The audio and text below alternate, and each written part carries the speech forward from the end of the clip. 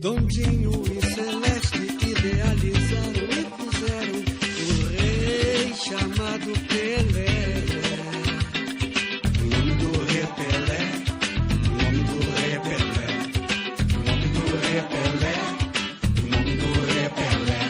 Pelé de todos os tempos, incomparável Pelé.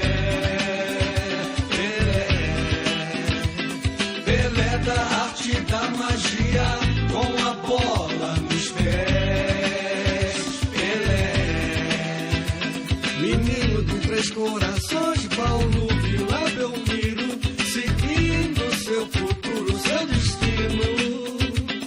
Com 21 anos de carreira, veio, viu e venceu. Jogou 1.375 partidas, fazendo a rede balançar constantemente. Muito boa noite, estamos iniciando mais um Mesa Redonda Futebol Debate. Parabéns, Rei Pelé, 76 anos. Imagine um cara conseguir ser mais famoso que o país que ele nasceu. É impressionante. Você vai em muitos lugares do mundo e as pessoas não sabem onde fica o Brasil, o que é o Brasil, como é o Brasil, nada. Mas o nome Pelé eu nunca vi em lugar nenhum não ser conhecido. Falou Pelé, está absolutamente identificado. Apenas isso.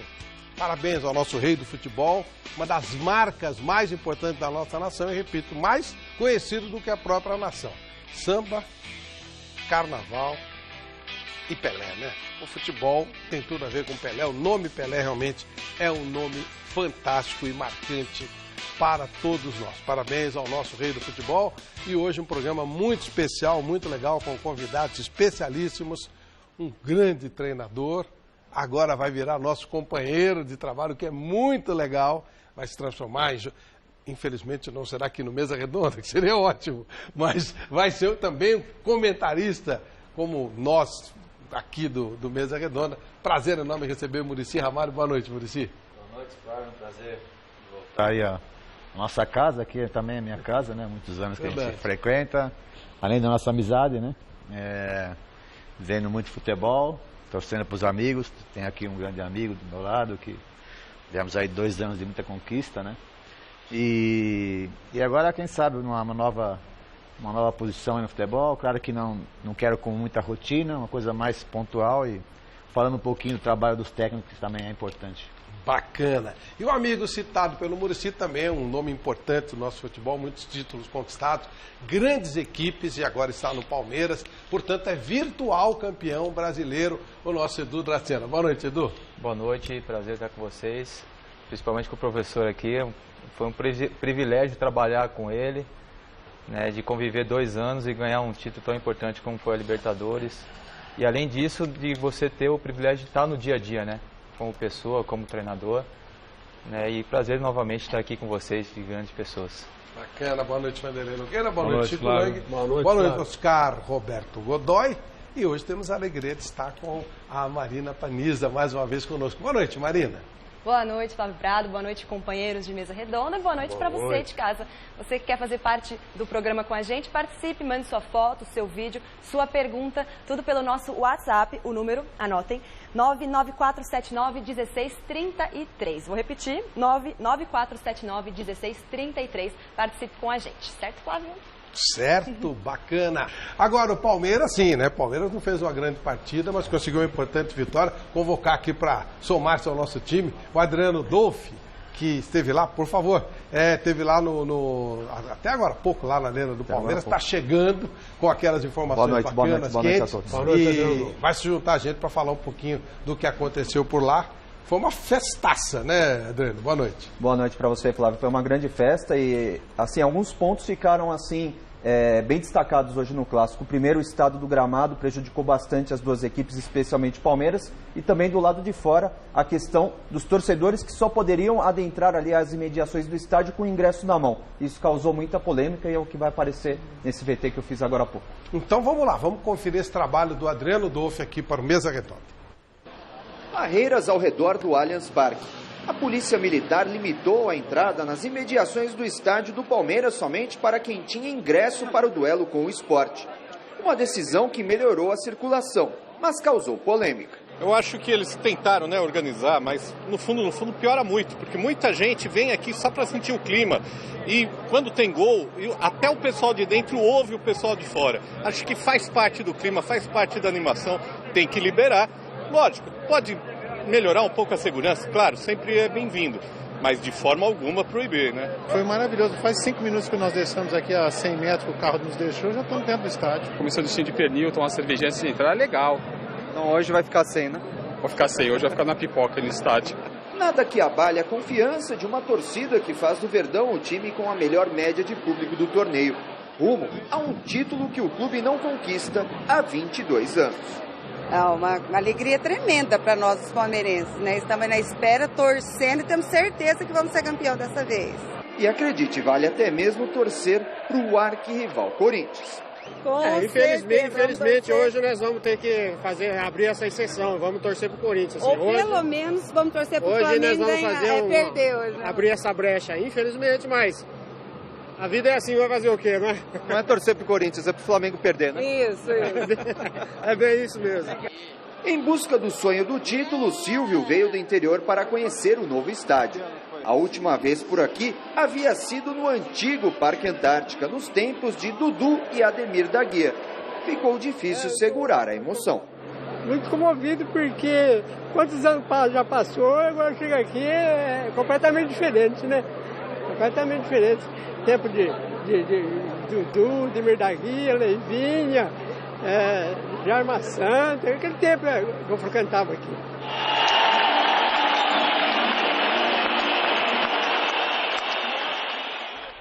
Adriano, algumas pessoas reclamaram, mas de um modo geral, como é que você, como repórter, sentiu essa mudança, a não aproximação de público no estádio, aqueles que não têm ingresso?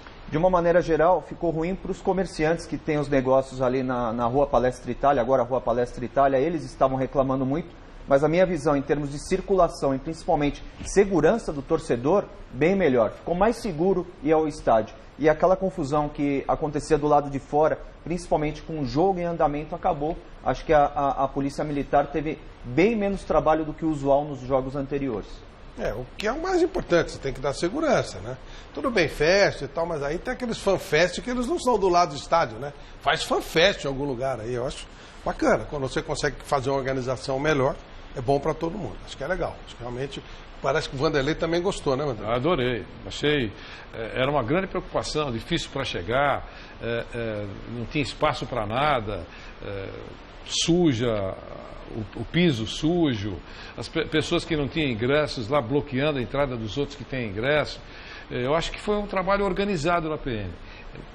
Nas vias que circundam a Rua Palestra Itália, o ambiente ficou mais limpo. Civilizou o evento. Civilizou, acho que essa é a palavra correta. Civilizou, foi um trabalho da Polícia Militar, eu estou dizendo, não sei durante o jogo, eu estava dentro do estádio, mas a chegada foi muito mais organizada, civilizada, foi um trabalho, eu nem esperava isso. Me disseram que foi a primeira vez que isso aconteceu. Foi a primeira vez. Foi a primeira vez, olha, achei muito bom. Olha, eu acho que já aconteceu em alguns shows, viu? Em show sim, em shows, jogo eu não lembro. Então eu acho que tudo isso aí é know-how, né? Claro. Você vai tendo... Você vai errando e aprendendo. Você vai errando e vai aprendendo, né? Então, por exemplo, eu quero dizer que know-how é que os shows no Palestra Itália, aliás, no Allianz Parque, né, agora, são um sucesso. Não atrapalha a vizinhança, eu sei que eu moro lá perto, não me atrapalha em absolutamente nada, saio de casa, entro em casa, não tem o menor problema, não tem arruaça, não tem nada. Show da Aerosmith, deu para escutar o Andrea Bocelli, deu para escutar na minha casa, mas é lógico, o cara tem uma voz que, pelo amor de Deus, dá para escutar até lá na lua, de repente, né? Mas ali ficou um lugar muito fácil de você chegar, muito fácil de você ingresso sair, e assistindo o DVD. E não atrapalha absolutamente nada. Pela terceira vez que eu tinha ingresso assistindo o DVD, assim não dá. Há um boicote do André Bocelli para com esse que vos fala. Você também. Mas e aí? Flávio, só uma ressalva. Os torcedores que tinham voucher, que depois eles iriam retirar o ingresso, e aqueles que utilizam cartão de crédito como ingresso, esses tiveram dificuldade de entrar, que a PM não queria liberar a entrada deles. Então foi solicitado que algumas pessoas ali do estádio comparecessem até essas barreiras para liberar esses torcedores. Esse foi um problema. E essa nova medida da Polícia Militar atende uma recomendação do Ministério Público, que inclusive tem intenção de fechar alguns locais ali em dias de jogos, e da Associação de Moradores ali, que está instalada ali na Rua Palestra Itália. Ótimo. Vamos para o jogo então. No jogo, o Palmeiras não jogou tudo isso não, mas somou 3 pontos. Fase muito boa, vamos ver. E a bola rola no Allianz Parque. De um lado tem o Palmeiras apoiado pela sua torcida, sentindo que o título está cada vez mais perto. De outro, o Sport, que luta para não cair. Veste as cores vermelho e preto. São também as cores do Flamengo. Joga por ele e joga pelo Flamengo, que é o candidato ao título e grande rival do Palmeiras neste campeonato. Momento de muita expectativa. Partiu o Diego em cima da barreira. A sobra ainda do Sport. Saiu Jailson e fez a defesa. E os jogadores do Palmeiras catimbam e mesmo assim se descuidam da marcação. Veja só, tem liberdade total. Vai sair cruzamento para a área. Olha o Sport chegando. Jailson! Bem Sport. Melhora no jogo. Sai o levantamento. Desvio Jailson mais uma vez. Ouso dizer que o Sport está melhor que o Palmeiras nesse momento. Mas aí aparece Dudu, livre, em condição de fazer e faz. Gol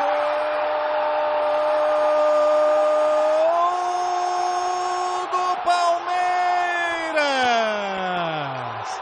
Num momento difícil, num momento em que o Sport estava melhor. Dudu, aos 21 minutos abre o placar. 1 para o Palmeiras, 0 para o Sport. Vai pintar levantamento para a área, vem chegando o Sport, o toque de cabeça e o gol do Sport. Acontece o gol aos 32 minutos do primeiro tempo. Agora tudo absolutamente igual no Allianz Parque. 1 para o Palmeiras, 1 também para o Sport. E aí vem Palmeiras, a bola desviada e o Magrão salvou o time do Sport. Olha, essa bola aí entrando, hein? E veja o contra-ataque do Sport. Veja o contra-ataque do Sport. Vai pintar mais um. Jailson!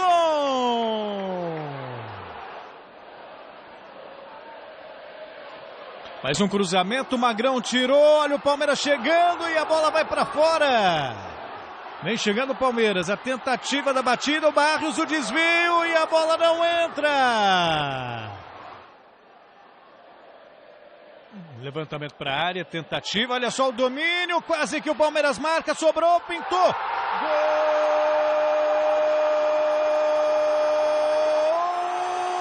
do Palmeiras. O Palmeiras aos 45 minutos encontra o caminho para fazer mais um gol e dá tranquilidade ao time na briga pelo título. 45 minutos, Tietê, Palmeiras 2, Sport 1. Olha só, essa bola ficou de graça para Podi. Ele é perigoso, ele mandou o tiro e a bola foi para fora. E o lançamento saiu, vem chegando o Diego Souza, bateu pro gol, Jailson! E aí a bola levantada para a área, Magrão apenas observa, deu certo ali para o Alexandro. Ele jogou o cruzamento e a defesa do goleiro Magrão. E a bola vai sempre para a área. Diego Souza tentou. Tenta o Palmeiras tirar o perigo dali. Quem sabe agora no contra-ataque mata o jogo. Moisés ganhou. Invade a área, Moisés tentou a chance, Magrão tirou. Olha só, acabou. E o Palmeiras, cada vez mais perto do título, vence o Sport num jogo muito difícil no Allianz Parque. Palmeiras 2, Sport do Recife 1. Bom, o Palmeiras abriu 6 pontos, tem um saldo de 27 gols contra 13 do Flamengo, aliás, contra 14 do Flamengo, portanto 13 gols de diferença. O Palmeiras teria que perder 2 jogos, o Flamengo ganhar 2 jogos e tirar 13 gols de diferença. Ou seja, o título do Palmeiras está muito próximo, faltando 6 rodadas. Vamos comentar o jogo, mas antes, Godoy, eu queria que você tirasse uma dúvida, porque houve muita reclamação do esporte. O Diego Souza saiu até dizendo que tinha que usar nariz de palhaço para jogar lá e tal. Antes do gol do Palmeiras, do primeiro gol, do gol do Dudu, houve um lance em que há uma reclamação de um pênalti cometido pelo Mina. Vamos ver qual é a sua análise sobre esse lance. Vamos lá. Essa bola aí, ela vem no escanteio, há um cabeceio e sobe uma mãozinha ali. Ou bateu ou foi sem querer. Qual é a sua análise, Godoy? Pênalti. Pênalti. Não, esse não é um movimento normal, não é um movimento natural. Ninguém consegue colocar para subir. Tem um zagueiro aqui que tem impulsão, excelente impulsão. Ninguém consegue colocar a mão acima da cabeça para subir. Só se estiver desequilibrado. Ali ele ainda está apoiando com o braço direito no ombro do adversário, impedindo o adversário subir. E aquele braço acima da cabeça é o risco que o pessoal pede para ser punido. Aí sim, é o risco que o jogador está usando para se beneficiar. Que eu consigo qualquer coisa para que atrapalhe a trajetória da bola. Esse aí eu vi na câmera rápida, depois na câmera lenta fica bem claro. A imagem da câmera lenta é covarde, né? Eu também acho, por isso que às vezes eu não considero pela câmera lenta, mas esse lance deu pra ver que tinha uma mãozinha solta lá. Real, quer dizer, não tem, não é um movimento anatômico, não é um movimento mecânico, ali é um movimento de malandragem. Onde estava o juiz, Godoy? O juiz deve estar aqui na posição perto da meia-lua, né? Tá vendo tudo de costas. E aí, pode ter até jogador na frente dele. Tinha muita gente na frente, não tinha? Pode até ter jogador na frente dele. Às vezes a gente vê uma imagem... É lance do árbitro ou de auxiliar isso aí? Do árbitro. Do árbitro. Do jeito que nós estamos, do jeito que está a arbitragem hoje, até auxiliar, marca escanteio, o juiz dá escanteio, o auxiliar interfere, muda a posição, sendo na diagonal do árbitro. Eu não sei qual é o plano de trabalho que eles estão traçando mais. Agora, é lance do árbitro, é ele que tem que assumir a responsabilidade. Aonde ele está? Ele está vendo. Ele está vendo. Não tem ninguém que possa encobrir a visão dele nessa altura aí. Ele está no gramado, então não, ele está vendo lá pela mão. Se ele viu com precisão se a bola bate no braço ou não, é outra coisa. Mas é lance do árbitro, pênalti. E aí, se ele ficou em dúvida, ele usa o microfone e pergunta para o assistente: eu acho que bateu na mão, o que você está vendo daí? Realmente pegou no braço do jogador. Ou daqui eu não vi nada. É melhor eu falar que não viu nada. Interpretou que não foi. Ou se tiver dúvida, então falar: aqui bateu na mão do jogador. Então, eu acho que é pênalti. E você? Eu também acho que é pênalti. Eu acho que não é nada. Eles podem se comunicar. Apita 1 minuto depois, 30, 40 segundos depois, mas dá para ver. Pela televisão mostra que ele tinha condições de marcar o pênalti. Muricy Ramalho, sua análise sobre o jogo, se quiser falar desse tema tudo bem, mas enfim, o Palmeiras ganhou mais um jogo. A gente tem que ouvir o especialista, né? O Godoy é especialista nisso, o movimento que ele fez realmente estava muito longe, né, do corpo dele. E do jogo, o Palmeiras está jogando para... É muito competitivo o time do Palmeiras, não está assim dando grande espetáculo, porque nessa altura do campeonato, com o Flamengo encostado, não dá para dar espetáculo, a verdade é essa.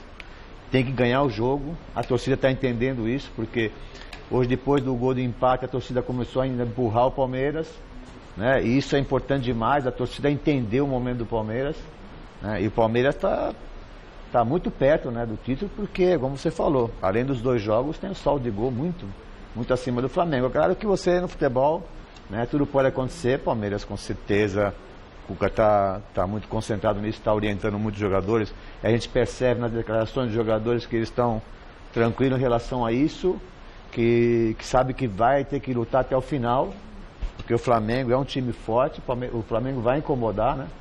Então, mas se percebe que o time do Palmeiras está muito focado no que quer. Isso é importante para se ganhar um título brasileiro. Ô Edu, com toda essa vantagem do Palmeiras, como é que tem sido a conversa entre vocês? Entre nós é aquele mesmo discurso de que não ganhou nada ainda. O futebol, como o professor falou, pode acontecer várias coisas. Eu acho que quando você abaixa a guarda, isso acaba, de repente, menosprezando o seu adversário. E como uma frase bem que o professor fala, a bola pune, e pune realmente, porque por isso que a gente está encarando todo o jogo como fosse uma final de campeonato.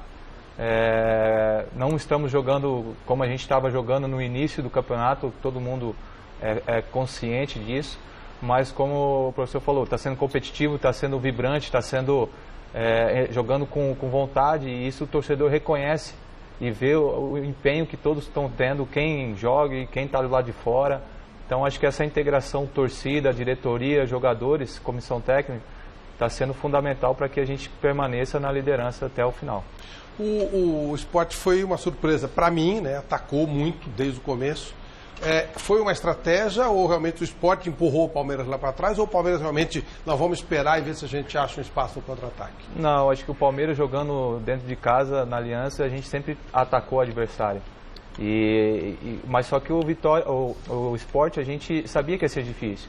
Vitória, tô com Vitória na cabeça. Vitória do Palmeiras.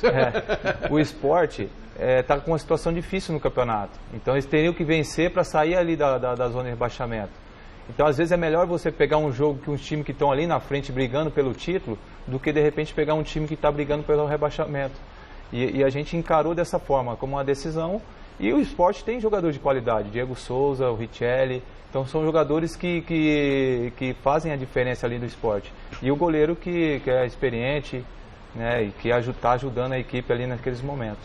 Vanderlei, o que você achou do jogo, análise? Se surpreendeu com o Sport também? Bom, o Sport jogou legal, jogou bem. Mas você vê, quem é muito ligado ao futebol no campo tem que adotar esse princípio de cautela, né? Princípio de cautela, que está até, na verdade, que está até na Constituição, né? O princípio de cautela. Muricy, Edu, os jogadores do Palmeiras quando saíram de campo, né? O técnico Cuca. Agora a gente olha de fora, tem um pouquinho mais de liberdade para falar sobre isso. Eu acho que o Palmeiras já é o campeão. Agora essa vitória de hoje foi decisiva, né? São 6 pontos, além tem a vantagem do desempate, tem um monte de gols na frente de quem está respirando, estava, né? Respirando na nuca dele, agora a distância aumentou. Quer dizer, o Palmeiras não vai fazer nenhuma mega bobagem nos jogos que tem tido sucesso jogando em casa. Tem bola de cristal? Não, mas eu acho. Tem bola de cristal, você está olhando isso na bola de cristal? E tem quatro futebol jogos. Não é bem assim não, amigo. Então, você vai 2 poder e 2 falar não isso. são 4 no futebol. Tem 4 jogos como mandante na arena, né? Quer dizer, tem 4 jogos como mandante na arena. Ué, onde e quantas vezes você era mandante e perdeu? Onde o Palmeiras tem tido muito sucesso, né? Ele tem 78% de aproveitamento no segundo turno do campeonato. Então, todos os indícios apontam que o Palmeiras já levou o título, né? A única coisa que eu queria só ressaltar você está projetando o presente, né? Você está projetando o presente. Se eu tivesse que apostar, se eu tivesse o seu dinheiro, por exemplo, eu apostaria tudo na vitória do Palmeiras como campeão. Mas eu não tenho, vou ficar aqui só esperando. Mas se eu tivesse dinheiro para apostar, eu apostaria tudo que eu tenho na vitória do Palmeiras seja mais como cauteloso, campeão. Faça como eu. Não aposte no futuro, porque ao futuro Deus pertence. Mas é que os indícios... O futebol foi sempre assim. Mas é que os indícios eu acho que está certo o Muricy, está certo o Edu. Não, nada contra. Não dá para jogar com o ovo lá no ninho da galinha. Todos os indícios apontam que o Palmeiras será campeão, eu apostaria tudo nisso. E tanto o Cuca... Olha que você vai perder. Não, para ficar mais rico ainda de saúde e com o dinheirinho que se eu conseguir, o Muricy depois me empresta, eu jogo. Esse negócio de aposta em futebol não está sendo muito bom, não, hein? Está dando confusão, está dando cadeia. Acho melhor ficar só na teimosia, porque então, não está bom o negócio. Eu só queria concluir dizendo que hoje eu perguntei para o Muricy, para o Cuca, o seguinte, que o Palmeiras é competente, não é nenhuma novidade, porque se não fosse competente não ficaria tanto tempo na liderança do campeonato. Então é competente. Mas está com sorte de campeão? Ele não gostou muito disso, não, porque sorte é aquele negócio todo, a sorte, eu não marquei nenhum gol em cima da hora, os outros que marcaram em cima da hora. E o Moisés também disse, nada de sorte, é competência. Mas na vida precisa de sorte. Nós conhecemos várias pessoas competentes e que não têm sorte e dançam. Na vida a sorte faz parte do... Como o Palmeiras já teve muitos azares. Que o Palmeiras mais teve nesse tempo. Tem azar e tem sorte. Então eu acho que o Palmeiras está tendo, além de tudo, sorte de campeão. É isso. E o apito ajudando bastante também, né? A arbitragem tem sido trágica, meu filho, né? vamos com calma, que é assim todo, também. Né? Esse lance do Mina aí, por exemplo, era pênalti. Foi pênalti. Quando você faz as coisas corretas, as coisas direitas, as coisas fluem, né, positivamente. Mas você, Edu, está tanto tempo na caminhada, você não viu tanta gente fazer coisa correta, sim. E trabalhar 24 horas por dia e tal, e a bola não entra, cara. Sim, não é verdade? Então o cara tem que ter sorte. Olha, é engraçado porque quem acompanha o Mesa Redonda sabe o que eu tenho falado desde o começo. Quando o Paulo Nobre entrou, vamos colocar a casa em ordem. Aí depois, montagem de um time melhor. E aí um time para ganhar título. Foi tudo planejado. Planejamento. Que é um negócio que praticamente inexiste no futebol brasileiro. Continua uma grande zona. E o Palmeiras planejou. Muricy, você reclama muito desse negócio de gestão. O Palmeiras teve. Mas não é. Os dois times que estão na frente são os dois que mais planejaram. O Flamengo também. O ano passado foi 12º. E eles escolheram esse ano brigar lá em cima. Por quê? Se organizaram. Melhorar a estrutura, né? Estão pagando a dívida, contrataram bons jogadores, né? Que a gestão realmente é muito profissional, né? Não é uma coisa amadora, que a maioria dos clubes a gestão é muito amadora, né? Então os dois times, o Palmeiras está se preparando já há uns 3 anos mais ou menos, né? Exato. Então não está de graça as coisas, nada de graça, né? A gente ouve muito falar e vai começar no fim do ano de novo, já está ouvindo já. Porque o planejamento e porque o projeto, que não tem nada, não sai de... Isso é conversa mole, entendeu? Tem que ser uma coisa profissional, que é o que o Palmeiras está fazendo e o Flamengo está fazendo muito bem, o Flamengo, porque é muito profissional. O Flamengo começou um pouquinho depois, está demorando. Claro, vai demorar um pouquinho, mas já está ficando forte. Mas tecnicamente caiu bastante. Mas está chegando lá. Hoje não ganhou do Corinthians porque... Mas foi 12º. Mas foi 12º. Foi 12º. Se ele for de 12º para segundo, já subiu para caramba. A estrutura era muito ruim, hoje já está boa. Também, Muricy, estão se preparando. Por exemplo, o São Paulo e o Corinthians planejaram-se mal esse ano aqui. Claro. O São Paulo sempre se planeja bem, ou se planejava, né? Agora não se planejou tão bem. E o Corinthians, pelo amor de Deus, vendeu 19 jogadores. O Corinthians, na verdade, estava com planejamento, chutou tudo, virou uma confusão. E já não é de hoje, a coisa começou a engrossar. E os resultados que vinham, quando se planejavam, não vieram agora. O São Paulo, desde a morte de Marcelo Portugal Gouveia, virou uma confusão. O resultado está aí. Já 2 anos, o Muricy salvou em 2013. Dessa vez, um milagre está ajudando a salvar, porque realmente tem tudo para cair o time. Não vai cair porque a tal história, de vez em quando, as coisas dão certo. Mas realmente é só olhar. É muito claro isso, né? Um exemplo que nós temos aqui, Dudu Dracena, campeão de tudo.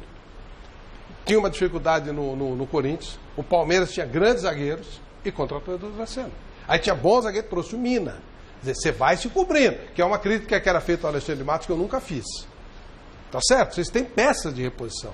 Chegaram aí na Copa do Brasil, por pouco não se classificaram. Ou seja, há um trabalho. Você veja hoje, por exemplo, perdeu o Gabriel Jesus, tá certo? Fora do jogo. Aí, antes de ser anunciada a escalação, tinha 5 ou 6 opções. Ele podia fazer, tinha Eric, Rafael Marques, tá certo? Alione, Barrios, tá faltando mais um que eu não lembro aí. Roger Guedes. Roger Guedes. Leandro Pereira. Leandro Pereira. Quer dizer, então é aquela brincadeira que a gente faz, né, Godoy? O cara olha pro banco e não chora. Ele tem... E cada movimento desse é uma diferentes características, né? Mas aí você complica a vida do outro. Quer dizer, o cara chora. Mais de pivô, põe o argentino que jogou, põe o velocista. Tem todas as maneiras de jogar, alternativas. E aí ele vai escolher conforme também o adversário. E o mais incrível é que continua planejando durante a temporada já o ano que vem, né? Já tem o Keno, que é muito bom jogador de Santa Cruz, está tentando o Rafael Veiga do Coritiba, o Juninho do Coritiba também, então eles já estão contratando, né? Exatamente. Mas esse é o grande segredo. Exatamente. Antes de acabar com a competição, já está de olho nos jogadores importantes, não pode esperar no final do ano. Entendeu? O São Paulo também, lá para trás, também fazia muito isso. Estava acabando, estava 2, 3 meses antes, já estava contratado vários jogadores, porque sabia que ia perder peça. Isso chama-se planejamento. É isso aí. Os vestiários de Palmeiras e Sport, vamos ver como é que foi. Hoje nós não encontramos o melhor jogo, a melhor maneira de jogar. E o que eu vou falar aqui vai parecer desculpa, mas não é. Porque você vai me dizer, mas como que o Sport encontrou? E eu te explico. Como você tem que jogar o jogo jogado, saído de trás com qualidade, o campo não te deixa jogar.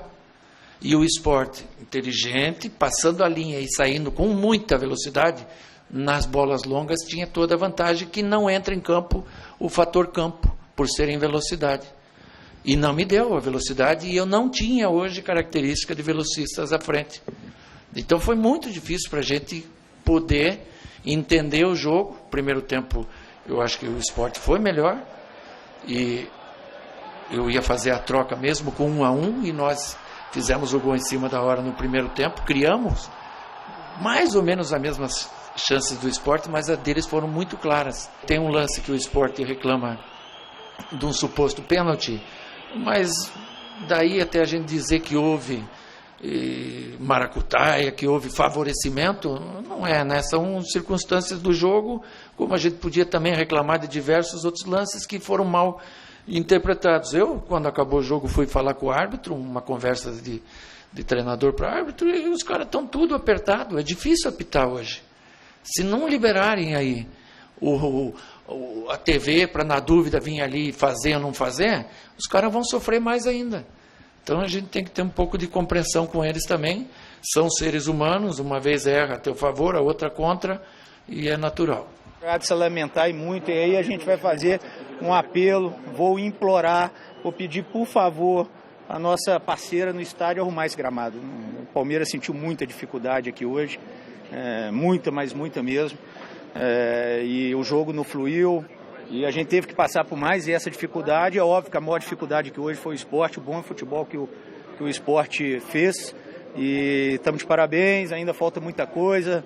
Temos um jogo dificílimo, o próximo, que é o Santos, e a gente só foca no Santos. O gramado não tá bom, o campo não tá bom, a gente tem um estádio bonito e a grama não ajuda, né? Os dois times, quando vem, os dois times reclamam porque as coisas não tá boas, né? A gente espera que nos próximos jogos eles possam cuidar melhor do campo para a gente poder desempenhar o futebol melhor. Eu me lembro quando você assumiu o Palmeiras, depois de uma sequência ruim, algumas derrotas em Libertadores, Campeonato Paulista, você disse, posso até ganhar o Campeonato Paulista, posso até classificar na Libertadores, mas o que eu prometo mesmo é brigar pelo título brasileiro.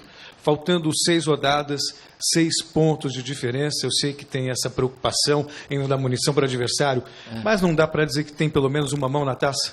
Não dá. Eu lembro bem, quando eu falei isso, até eu peguei um pouco mais do que devia, e disse que ia ser campeão, não era por ser pretensioso, por ser alguma coisa que ofendesse os outros, né? Eu fiz isso para passar força e confiança para o grupo, acho que deu certo. Hoje a gente não tem essa necessidade. Hoje, quanto mais feijão com arroz a gente for, é melhor, porque futebol hoje é uma coisa, amanhã é outra.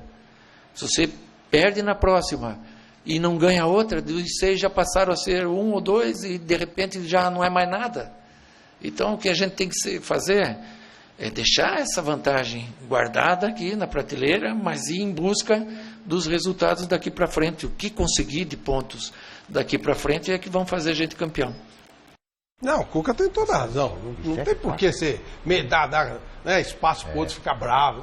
Tá tudo certo. Mariana Parnese, e os jogos da noite acabaram? Acabaram 2 jogos importantes, Flávio, acabou agora. Chapecoense e Santos. O Santos ganhou 1-0, permanece em 4º lugar com 58 pontos. E Atlético Mineiro ganhou de 3-0 do Figueirense. E está em 3º lugar. O interessante é que na semana que vem tem Flamengo e Atlético. E se o Atlético ganhar, passa o Flamengo. Passa o Flamengo, né? Passa o Flamengo em número de pontos.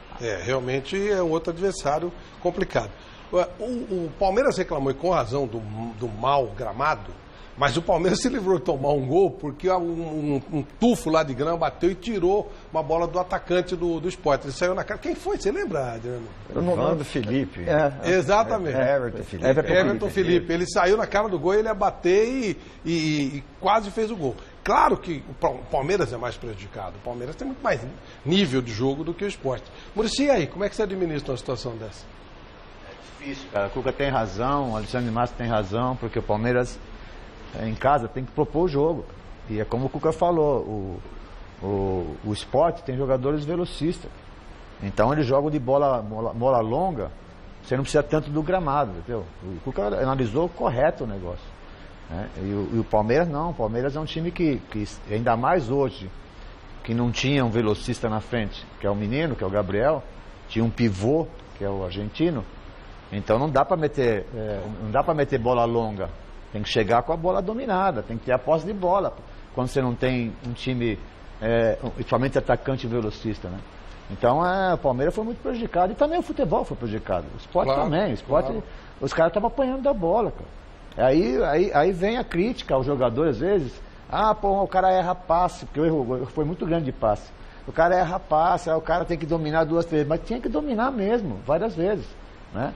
Então é um absurdo. E aí domina, o cara já abafa a dificuldade. Não, é um absurdo num campeonato brasileiro como esse, né? Um campeonato realmente rico, né? Investimento, tudo. Não pode ter um campo desse para jogar, pô. Então não é só o Palmeiras foi prejudicado, o futebol foi prejudicado, né? Então eu acho que eles têm razão, o Cuca, os jogadores, o Alexandre Massa, tem razão de reclamar, eles têm que fazer alguma coisa, porque tá certo que houve um investimento, né, da uma construtora, mas pô, só que aqui é futebol, né? Aí é uma coisa chamada incompetência, e eu não sei exatamente de quem, mas há uma coisa chamada incompetência. Tem show em todo lugar do mundo e nenhum estado fica esse pasto. Então, eu não tenho nada com o show, ao contrário, acho legal, acho que o estádio do Palmeiras, ele é um estádio para show, realmente, ele é muito bonito, muito legal, tem uma acústica espetacular, foi feito para isso, mas você tem que ter competência para deixar o gramado legal, porque senão você vai prejudicar a outra ponta.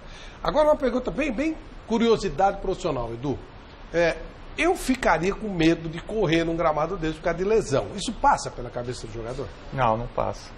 É que a gente tem que encarar isso aí, além do adversário, encarar o gramado, às vezes frio, às vezes lesão, às vezes dor. Então, isso aí o gramado é de menos. Agora, o que prejudica, sim.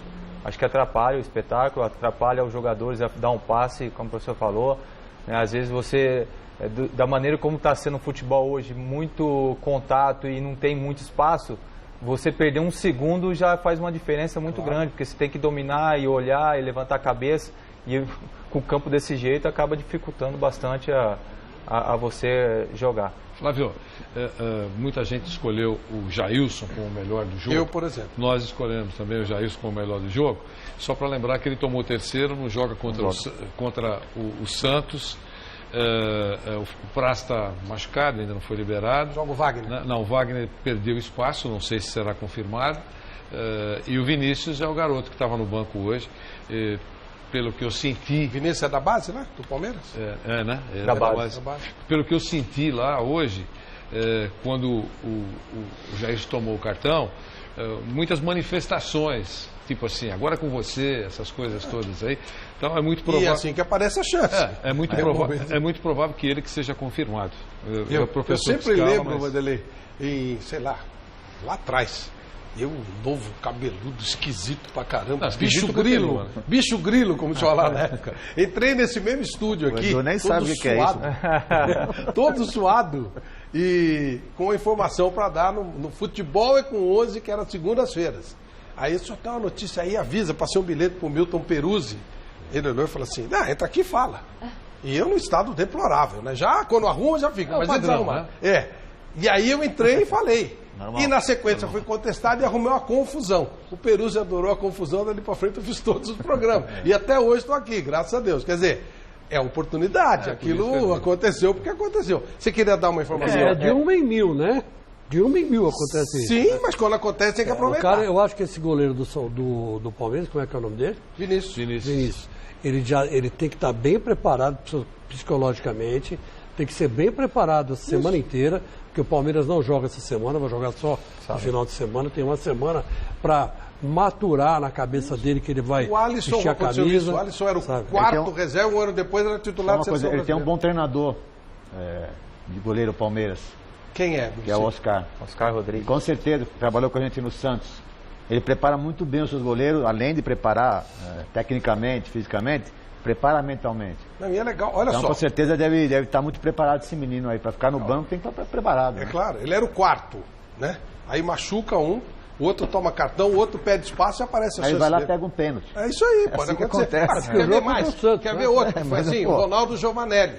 O goleiro titularíssimo era o Carlos, né? Seleção brasileira e tal, não sei o quê. Houve qualquer coisa com o Carlos, o Ronaldo entra. Na estreia dele, pega um pênalti do Dario Pereira. Nunca mais saiu do time, saiu 600 jogos depois. O jogo em Vila Belmiro. Em Vila Belmiro. Quer dizer, É um abacaxi, sábado, né? Sábado. Que bom, que bom. Acho que é isso mesmo. Quanto mais difícil, melhor. Né? Eu acho que é assim mesmo. Você está acostumado. Não, você conhece aquele campo da Vila de trás para frente, sempre atrás. Agora, o garoto novo é melhor. Mas eu acho que todo mundo sonha em jogar um momento desse, jogar grandes jogos assim, onde está todo mundo ligado. Isso aí. Pior é você jogar contra ninguém, às vezes não tem nem torcedor direito e não tem aquela coisa e pressão em cima de tudo. É um trabalho desde pequenininho. Você queria dar uma informação? Queria, Flávio. Não é de hoje que a relação entre a construtora que administra o estádio e o Palmeiras, a relação está azedando, né? Não é de hoje, isso já vem de longo tempo.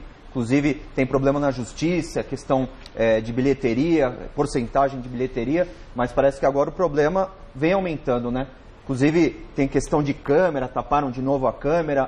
A câmera que fica no camarim do Palmeiras, camarote do Palmeiras. Exatamente, a W Torre está ameaçando novamente entrar na justiça, então essa relação já vem se azedando e a diretoria do Palmeiras oficialmente diz que não acredita em má vontade, que pretende manter os próximos jogos no Allianz Parque, mas se não melhorar o estado do gramado, cogita-se usar o Pacaembu em algumas dessas partidas. O que você acha? Você faria isso? Eu usaria o Pacaembu, Flávio. Godoy, seria o Pacaembu? Primeira coisa, tem que dizer o seguinte, estão usando a imprensa para ficar dando recado. Isso. Tá parecendo puta. Por que não fala um com o outro? Por que o Palmeiras não conversa com a W Torre e a W Torre com o Palmeiras? Aquilo que ele falou, ele não falou, tá? Mas vamos lá. Então, você levaria o jogo para Fica usando a imprensa para ficar dando recado? Pô, vai lá e conversa com os caras. Frente a frente resolve o problema. Agora o Palmeiras está se cercando de tudo, em todos os setores, para não perder o título. Então por que o Palmeiras não cuida do gramado esse tempo que resta? O Palmeiras está se cuidando de todos os detalhes. Todos os detalhes. Mas o amigo iria para o Pacaembu ou não iria? Não, jogaria no estádio. Edu, você se for perguntado. Difícil, viu, Flávio? Porque primeiro na Aliança ali, né, a atmosfera, nossa casa. No Pacaembu o gramado, tapete e tudo, mas é um pouquinho já mais afastado. Mesmo assim eu correria o risco de jogar na Aliança. No Arena. O Chico, Pacaembu ou Allianz Parque?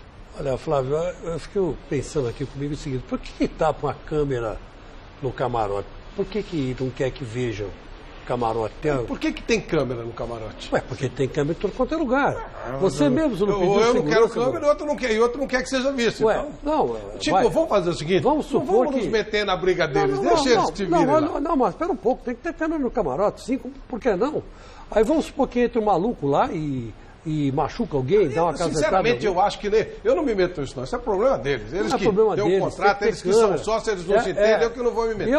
Para mim, tem coisas mais além disso aí. Por isso que a gente não tem que se meter, problema deles. Não vai ter um rompimento. Agora, tapar a câmera, que coisa esquisita.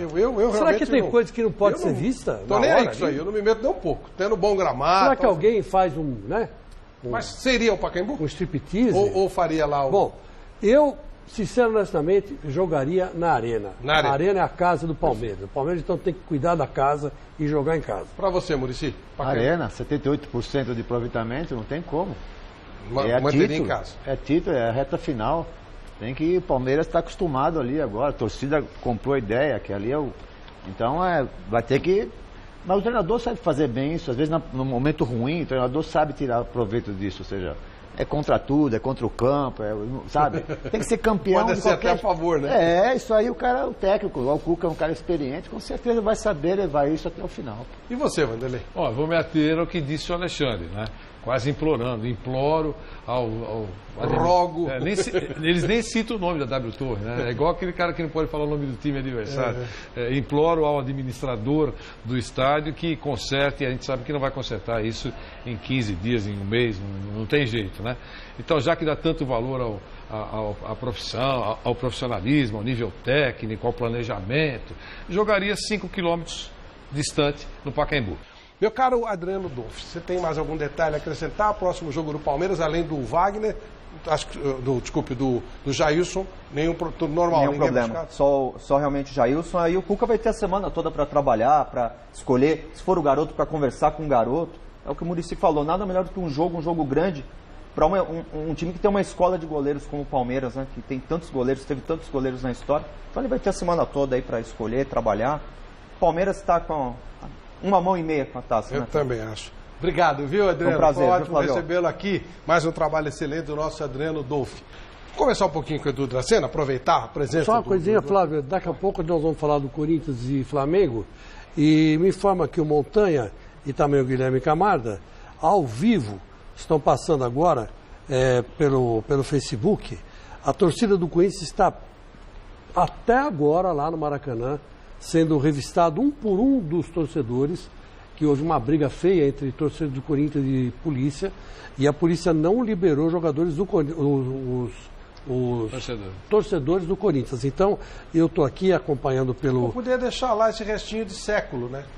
Fica eu lá, sei que uma cadeia lá no fundo do Maracanã. Já tem gente passando mal. No lugar de lixo, onde coloca a saída do lixo, coloca eles lá, deixa eles lá. É porque o problema foi o seguinte, Flávio, tudo isso que a polícia está fazendo, porque a torcida do Corinthians bateu feio num policial.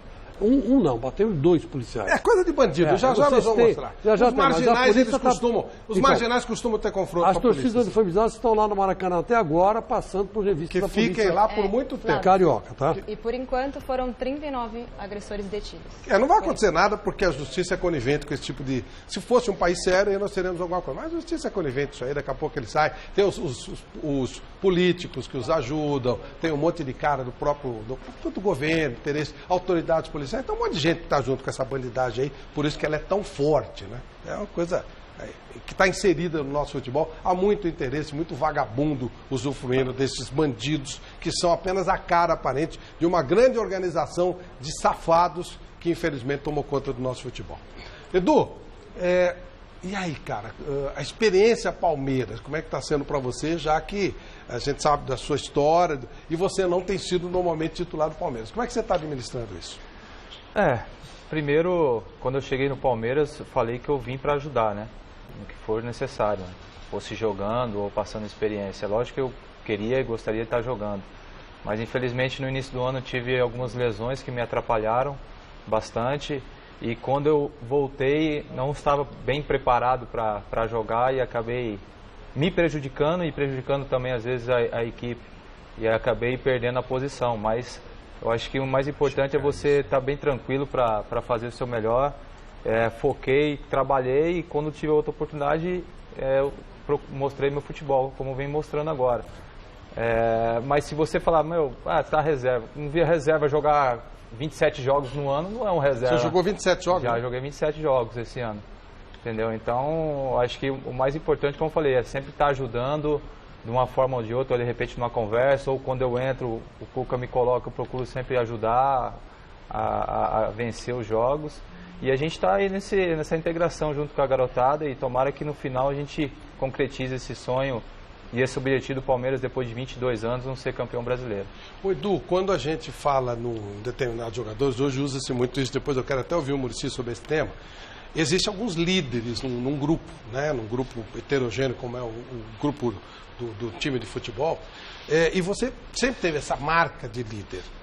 Para o cara liderar, ele tem que estar jogando, ou ele pode não estar jogando algumas partidas, ou boa parte delas, e mesmo assim exercer um poder de liderança, e até que ponto o treinador conta com isso e pede essa ajuda? Aí vai também da confiança do treinador com o jogador, né?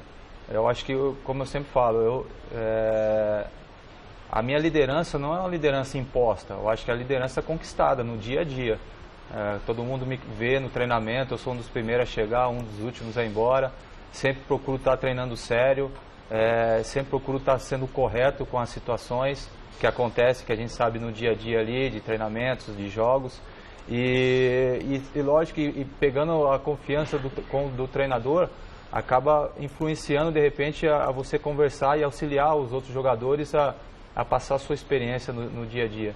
Então, eu fico muito feliz pela compreensão e pelo carinho que as pessoas estão tendo comigo no Palmeiras, né? Por mais que de repente não esteja jogando como titular, mas eu acredito que eu estou sendo importante, como todos estão sendo, de uma forma geral, para levar o Palmeiras a essa primeira colocação. Todos nós vamos conversar com o Edu, só queria tirar essa dúvida com o Muricy. Até que ponto o técnico conta com alguns líderes no time? É obrigatório você ter líderes no grupo, aqueles que vão conversar entre os próprios jogadores? Como é que isso funciona, Muricy? Eu acho que não é uma coisa forçada, como o Edu falou. Eu acho que é o exemplo. Os caras que são líderes, é natural, exemplo. O Edu é como ele falou, ou seja, era um cara que ele chegava, pelo menos nos últimos Santos, era um cara que chegava cedo, saía mais tarde, treinava muito, né? E muita disciplina, muito parceiro dos jogadores, mas cobrava também os meninos, principalmente os meninos. E isso é importante no time de futebol, porque os meninos olham esses exemplos.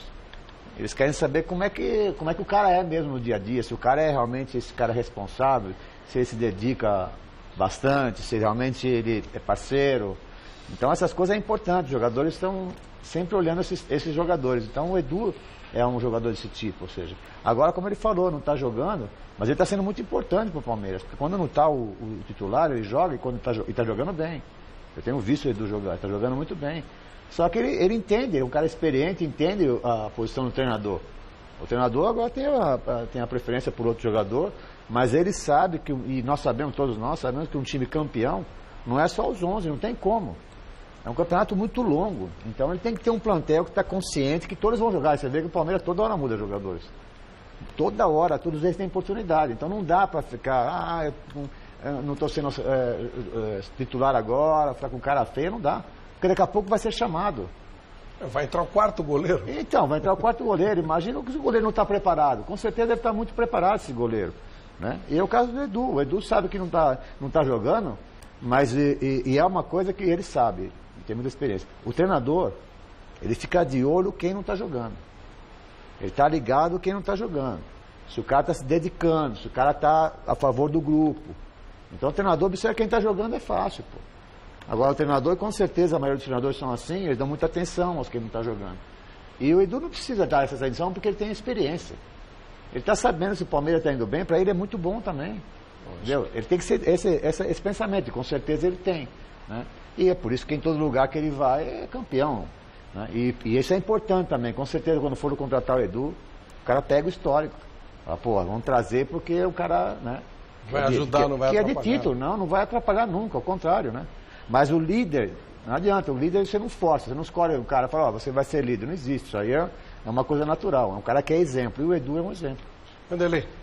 Eu queria aproveitar a presença do Edu, que tem tantos anos de caminhada, né? É um cara experiente, um cara campeão. Então, Edu, é claro que existe um comandante, que é o técnico, evidente, mas durante o jogo, jogadores experientes, como é o seu caso, tem time que tem 4, 5 jogadores experientes, né? A coisa não está andando, eles consertam, porque muitas vezes o técnico está na cabine, ou é expulso, ou aquela gritaria toda no estádio, não adianta que não é o André Bocelli, não vai aquele vozeirão, não vai chegar, recado não chega, enfim. E aqueles experientes consertam dentro do campo? Essa é a primeira pergunta. E existem técnicos que soltam rojões, porra, ainda bem, esses caras são os técnicos dentro de campo, consertaram lá, não estavam me ouvindo, enfim, está todo mundo no mesmo barco, né? O importante é a vitória.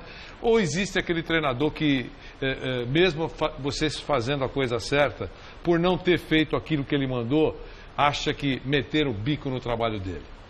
Como é que funciona isso? Eu acho que o importante de tudo é você ter um bom relacionamento com o treinador. Eu acho que isso é fundamental de tudo. Para você ter um elenco na mão, como o professor Murcy sempre teve, é que você olha para o treinador, olha para o banco, como o Cuca tem, outros treinadores que eu passei, Tite e outros, você olha e você já sabe o que tem que fazer. É lógico que ali na hora você ajusta uma coisa aqui, pô, você está passando muito, você está tomando nas costas, então você fica mais. Entendeu? O técnico pode entrar para falar. Você ali dentro do jogo você fala, cuidado das suas costas, você está tomando nas costas, entendeu? Você está apanhando muito, então fica mais. Então essas coisinhas, nós jogadores dentro de campo, a gente faz isso. Os mais experientes já vivenciou isso. E o treinador vê isso como contribuição. Eu acho que sim. É isso, Maurício? Eu acho que a gente é um time ali, eu acho que ninguém quer prejudicar ninguém. Eu falo assim, acho que quem vai prejudicar de repente o Palmeiras, porque quem ganha é o Palmeiras, eu ganho, o professor ganha, todo mundo ganha, o torcedor ganha, então... Eu acho que não tem essa vaidade. Eu acredito que todos os treinadores que eu peguei não tiveram essa vaidade. Gostaram disso, né? Mas por isso que é importante, e a gente não concorda mesmo, essas trocas constantes de treinador. Isso faz muito mal para ele. Verdade, começa tudo do zero. Porque o Edu já sabe, por exemplo, que o Cuca pensa, já está algum tempo com ele, entendeu? Esse negócio que vem o treinador já muda completamente. Já ele mesmo pode ficar perdido, falar, caramba, já estamos jogando assim, vamos mudar, sabe? Ele não tem como. Então já tem uma ideia do que é. Nós ficamos 2 anos no Santos, nós ganhamos 4 títulos. Ele já sabia o que acontecia. E você também sabia o que podia contar com ele. É claro, porque a gente está ali já... Agora esse negócio de estar trocando, cada dia vem um cara com um treinamento diferente, com uma palestra diferente, é loucura. Você sabe que eu estava vendo uma entrevista do Guardiola, eu lembrei de você. Você, viu, Muricy? Lembrei de você. Legal. Terminou o jogo lá, tomou uma porrada de 4-0 do Barcelona. Aí os Flávio Prados e Vanderlei Nogueiras da vida foram pra cima dele. Pô, toma de 4 do Barcelona. Ele olhou pro cara e falou assim, quanto tempo você tem de experiência como jornalista? O cara falou, tenho 26 anos. Ele falou, então, você nunca foi tão bom como agora, né? Demorou, você precisou amadurecer, você precisou ganhar cancha. É verdade. Então, meu time também, eu tô há 4 meses. Você não queria que eu com 4 meses ganhasse do Barcelona, que faz isso há 15 anos. Então eu fiz o que pude e tal, mas, né, precisa dar um tempinho pra mim. Retórica, né? Não tem milagre, né? Não existe milagre, não existe... Resposta retórica. O time já tinha. Resposta retórica. 4-0 foi uma chapuletada. Foi, mas não era pra ser 4-0. Faltou... Que ganha o que ele ganha. Faltou capacidade. Com a fama que ele tem... Faltou capacidade de finalização. Dormir, né? Ele criou mais oportunidades, ele teve mais domínio de bola, mas ele não pode botar a bola pra dentro. Mas você vê como é que o futebol é engraçado. Esse jogo enganou muito. Porque o primeiro tempo, os primeiros 20, 30 minutos... 3 gols, claro. O Manchester não deixou jogar. Isso. Porque ele sabia, porque o Guardiola conhece muito bem o Barcelona. Claro. Se você deixar jogar, o goleiro joga, todo mundo joga. É uma coisa que é incrível, né? Mas aí é aqueles caras que fazem a diferença, né? O cara vai lá, faz um gol, mudou completamente o jogo. Claro. Aí e jogador expulso, tudo isso. Conversinha pra boi dormir. Mas o começo foi muito bom do time do Guardiola. O Tite assumiu a seleção brasileira. A seleção brasileira estava caindo aos pedaços, 4 vitórias seguidas. Peraí. Só que o Tite estava jogando contra. O Tite estava jogando contra a Venezuela, não contra o Barcelona. É um pouco diferente. Não é isso. Manda a seleção brasileira jogar com o Barcelona, você vai ver o que vai acontecer. Pegou é diferente. Um pegou um time de futebol razoável, para não dizer medíocre, que é esse Manchester City. Isso. E está tentando fazer vai transformar numa potência. É um desafio. Mas não dá para fazer isso não dá para fazer isso em 2 meses. Agora, o Tite pegou um time maravilhoso, um time com peças espetaculares. Claro que evoluiu muito, mas estava jogando contra a Venezuela. Menos, né? O goleiro, o Bravo, foi expulso. Aí que a coisa virou. Aí que a coisa não tem como. Barcelona é difícil. Outra consideração é o seguinte, Edu, você no começo do ano estava no Corinthians, campeão brasileiro, tinha lá, você disputava a posição com o Felipe, com o Gil, né, com o Balbuena. Aí você teve um clique e foi para o Palmeiras. Você imaginava que o Corinthians ia entrar na decadência que entrou e você ia acabar com grande chance aí de ser campeão brasileiro?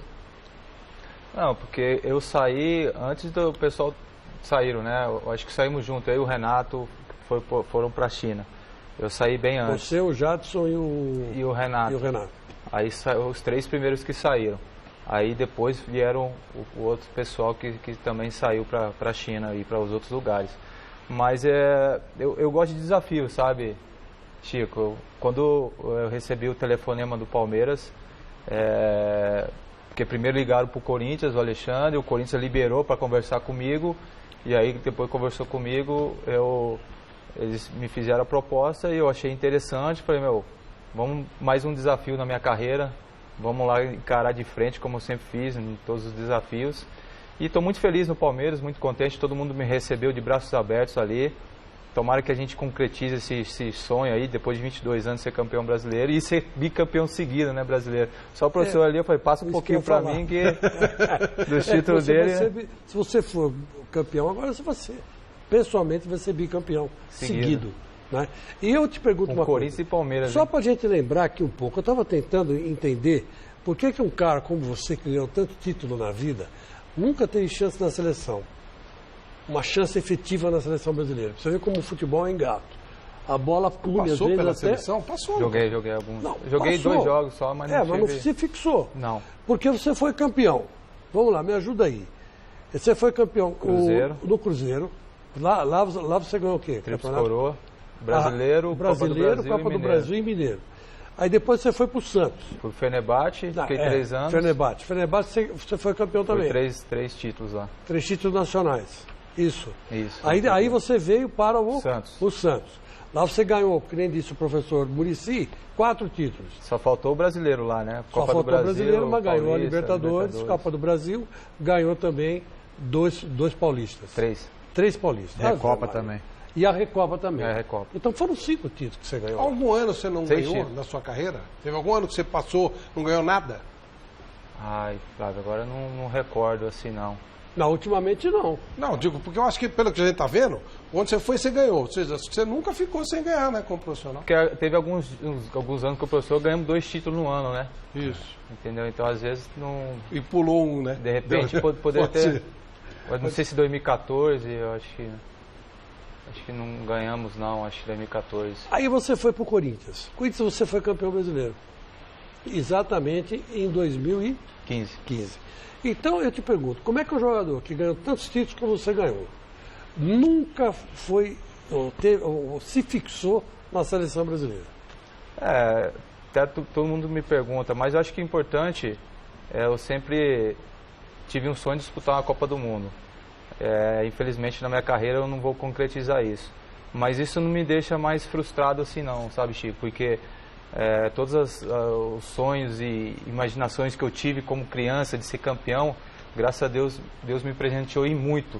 Eu acho que do que eu merecia de repente, acho que Deus me abençoou bastante. Mas com relação à seleção, eu joguei 3 jogos, então tive o prazer de vestir a camisa da seleção brasileira. Eu acho que era um grande sonho meu. Quem era o treinador? Peguei o Parreira e uma convocação com o Dunga. Fui com o Parreira na Copa das Confederações de 2003. Ganhou? Não, foi na França que a gente perdeu lá. Eu também não joguei, só cheguei aí. E tive 2 convocações com o Dunga, que foi uns amistosos nos Estados Unidos, né, contra México e Estados Unidos.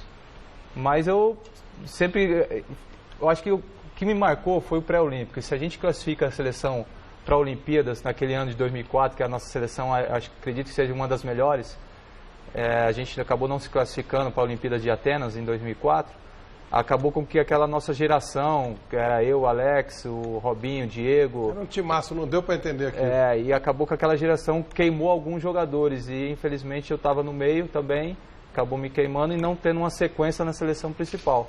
Mas não me arrependo não fico triste não.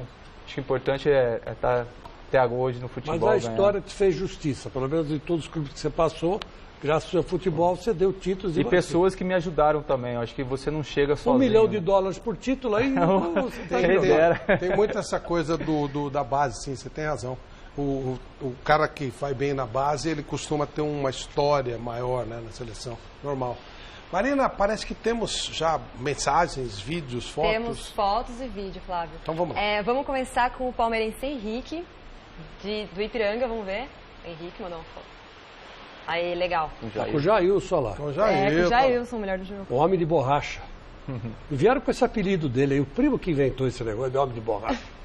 Agora uma foto muito legal, o Cláudio da Vila Sônia mandou uma foto com o Muricy, quando eles eram pequenos, olha só, Muricy. Quem é o Muricy ali? Lembra do Cláudio? Isso faz tempo, hein, meu? Quem é você Quem é ali, você Muricy? ali? Acho que é do lado aqui. Da direita. O cabeludinho. Mas é você. É o cabeludo, é o cabeludo. Você é, né, Muricy? Sou, claro. Então o Cláudio tá bom, era amigo mesmo de infância. Nossa, essa é muito legal. Agora a gente tem um vídeo, a Jane de Diadema tem uma pergunta pro Edu Dracena, vamos ver. Eu sou a Jane, aqui de Diadema. Queria fazer uma pergunta pro Edu Dracena. Edu, o que te motivou a vir pro Palmeiras? Bora ser campeão, Palmeiras! Obrigado, Mesa Redonda. Obrigado, Paulo Nobre. Obrigado, Cuca. Amo vocês.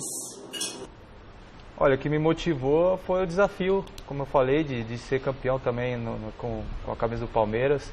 Quando eu cheguei no Palmeiras, falei que também vim aqui para ser campeão e a gente está no caminho certo. Então você está jogando em time grande, time como o Palmeiras, eu acho que isso aí que me motiva mais. Tem mais? Tem mais, então só mais algumas. Vamos lá. Vamos lá. Mais um palmeirense, o Ivan da Moca. Vamos ver. Aí. Esse agora tá pra lá de Bagdá, lá. Tá quase caindo na sala. Lá. Agora um corintiano, Luciano Magaton, de Guarulhos. Vamos ver a fotinha dele. Assistindo mesa, certinho. Esse tá sério, tá triste, tá que nem eu. Falando em Corinthians, a gente fica triste. Exagero. Agora o Ayrton, de Carapicuíba, mandou uma foto muito fofinha, vamos ver. Aí, mais um palmeirense. Muito palmeirense hoje O participando. molequinho já tá rindo lá. E para terminar, Flávio, um São Paulino, Márcio Giordano, com o Tico. Vamos ver. Tico, o cachorrinho. Também assistindo mesa. Tá certo, tem que comemorar também. Bela então, televisão, cada um viu? dentro do seu limite. Bela foi bem televisão. no final de semana, né? Flávio Prado, me dá uma televisão dessa de Natal aí. Mostra aí, ô João lá. Tá fechado. Tá fechado? polegadas, Boa, né? não tem problema nenhum. Quem não pega, quem não chora, não vamos, né? Tá certo. O Edu vai precisar sair um 200 pouco antes. polegadas. Godoy, sua pergunta para o nosso Edu Dracena. Edu, vocês devem ter, estava ouvindo também, porque vocês recebem todo esse tipo de informação, inclusive às vezes são questionados nas coletivas. Que o Palmeiras não está jogando bem, ou se está jogando bem, está conquistando o resultado, ou conquista o resultado, mas não joga bonito, não dá espetáculo. De vez em quando até aparece uma resposta imbecil que quer ver espetáculo, vai no circo, vai em outro lugar.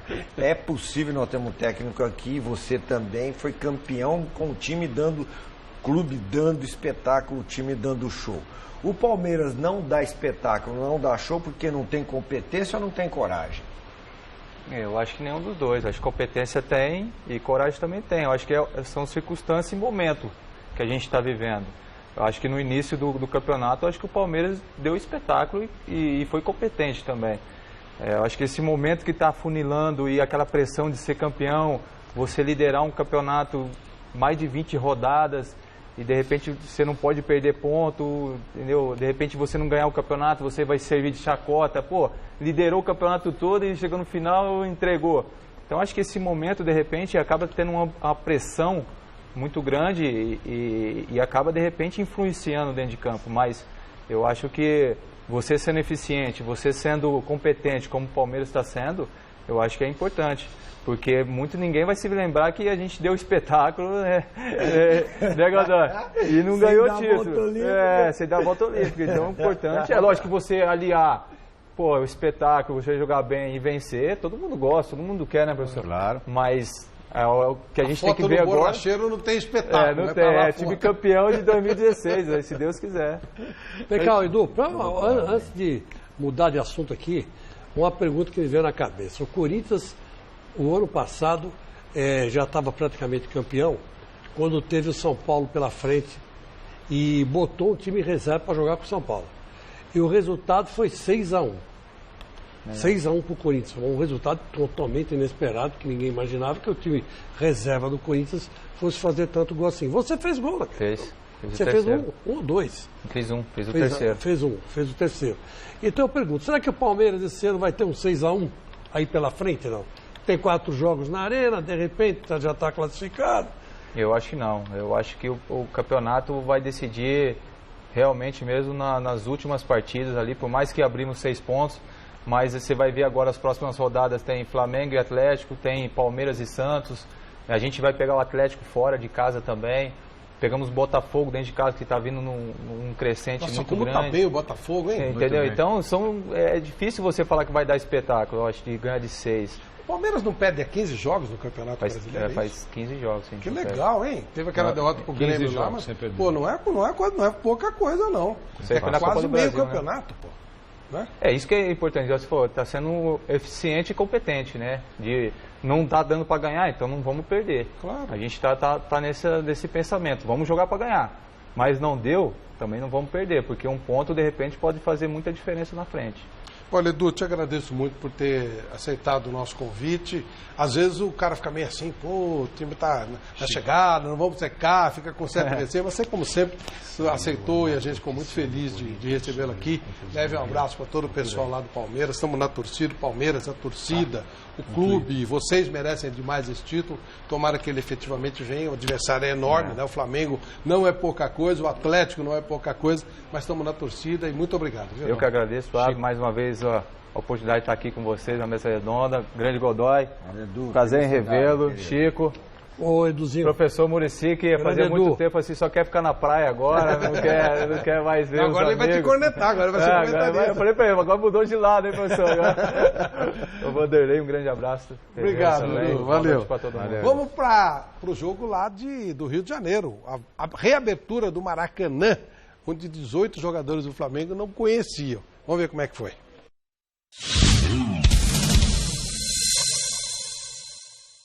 Cenas lamentáveis antes da bola rolar para Flamengo e Corinthians no retorno do Maracanã ao futebol brasileiro. Torcedores do time paulista entraram em confronto com a polícia carioca e sobrou também para a grade que separava as duas torcidas e por pouco não foi totalmente derrubada. No campo, o primeiro tempo foi para lá de disputado. O Corinthians abriu o placar no começo da partida com um belo chute de Guilherme. Mas 10 minutos depois, o peruano Guerreiro usou a cabeça para deixar tudo igual. Mas nem tudo estava perdido. Rodriguinho fez bela jogada e recolocou o timão na frente do placar. Na etapa final, o camisa 9 rubro-negro mostrou que é mesmo matador. Ele aproveitou um rebote de Walter e sacramentou a igualdade. Final, Flamengo 2, Corinthians também 2.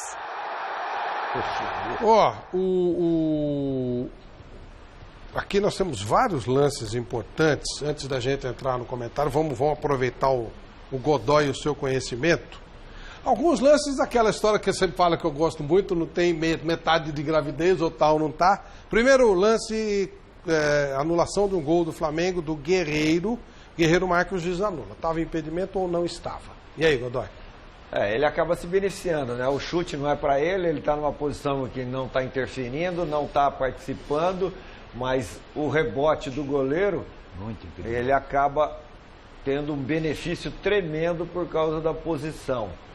E aí o impedimento foi bem corretamente marcado. Aí o Guerreiro volta a marcar aos 14 minutos. Esse lance foi aos 5, aos 14 ele marca de novo. E reza a lenda que estava impedido de novo. E aí, Godoy? Então, aí você vê como que são as coisas, né? É o mesmo assistente, cara. É o mesmo assistente. Olha só, não tem ninguém na frente dele. Ninguém na frente dele. Tem alguma explicação pro cara errar um lance desse? E ele tá na linha, eu acho que... Eu acho a distância pode até ser uma injustiça tremenda, mas é o seguinte, pesou a presença no Maracanã. Não teve coragem de anular dois gols? Pesou a presença no Maracanã. Eu só posso interpretar assim. Mas aí ele não tem competência para ser um árbitro. É um erro muito grosseiro. É claro. Muito grosseiro. Porque se ele estivesse atrás de alguém, aí você não consegue ver onde está, onde não está, você teria uma justificativa. Mas é ele, em primeiro plano, que cabeceia. Então o assistente está vendo ele. E o assistente está muito bem colocado em termos de alinhamento, de ângulo. Então, quer dizer, não teve coragem de anular de novo. Eu acho que pesou.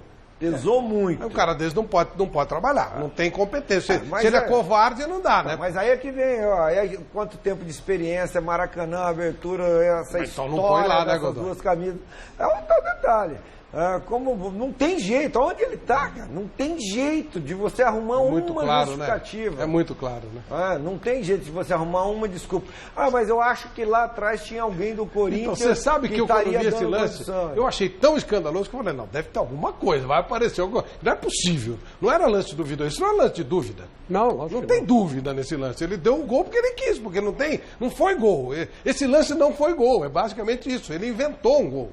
É o básico da regra. E não é um lance que você fala assim, só na televisão dá pra ver. Não dá. Não dá. Não é lance de televisão. Olha só onde ele tá. Não é lance de televisão. É erro grosseiro. Agora, erro grosseiro, um cara que ele deve ter boas referências, porque ele não estaria como assistente número 1 num jogo importante como esse, com o árbitro que foi escalado. Às vezes está, né? Às vezes eles fazem esquema, agradam algum presidente de federação.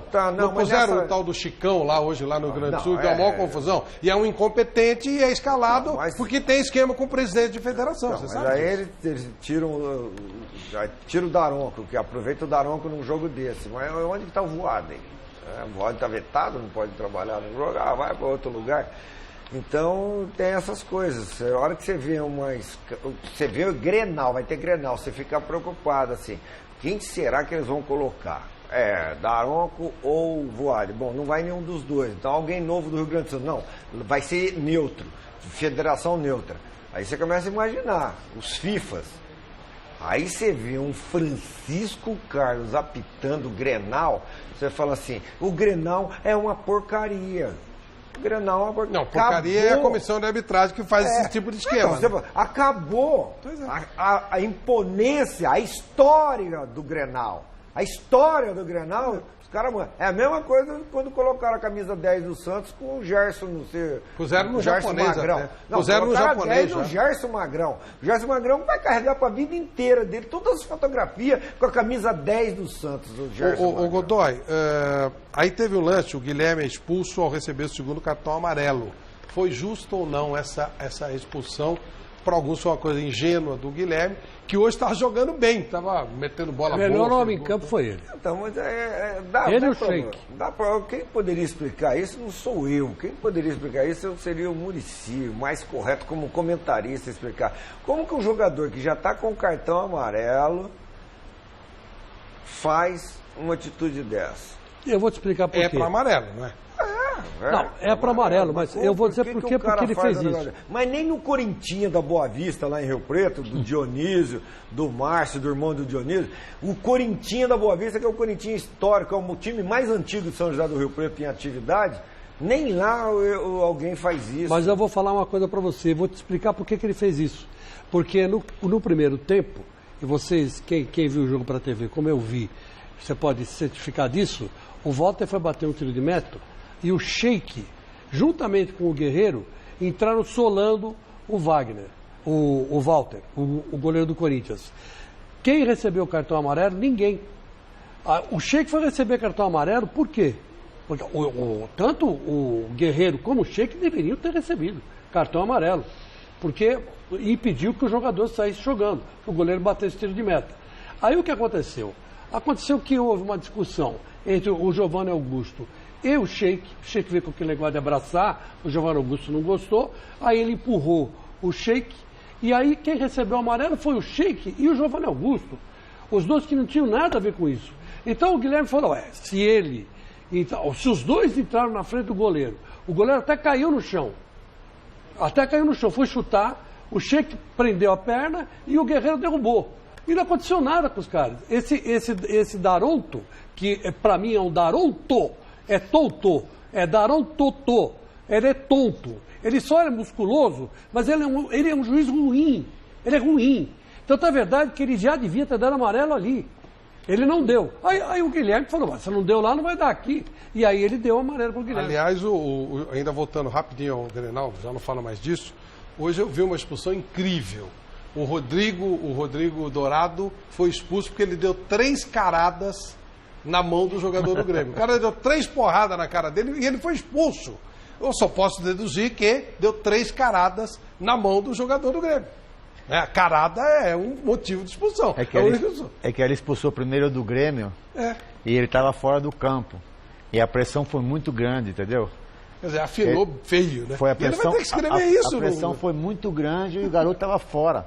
Ele não aguentou a pressão e aí expulsou o outro também. Ele vai escrever no relatório. Deu 3 caradas na mão do outro. Ele tomou 3 tapas na cara, né? Não, ridículo. Como é que pode, né? Um cara daquele tamanho ser um... medroso, Mas é a tal da incompetência. Muricy, e Flamengo e Corinthians? O que você pode dizer pra gente?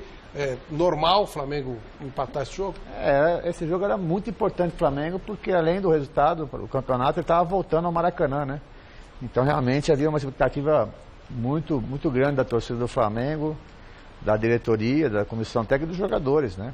Porque era uma vitória realmente importante demais para continuar perto do Palmeiras, né? Agora, porque sabia que o Palmeiras tinha um jogo em casa também, e era um jogo que o Palmeiras era favorito, e é assim que se faz a conta, ou seja, não dá para não ganhar esse jogo do Corinthians, porque o Palmeiras vai ganhar do Sport, né? Porque está bem na competição, e aí com certeza se fazem as contas, né?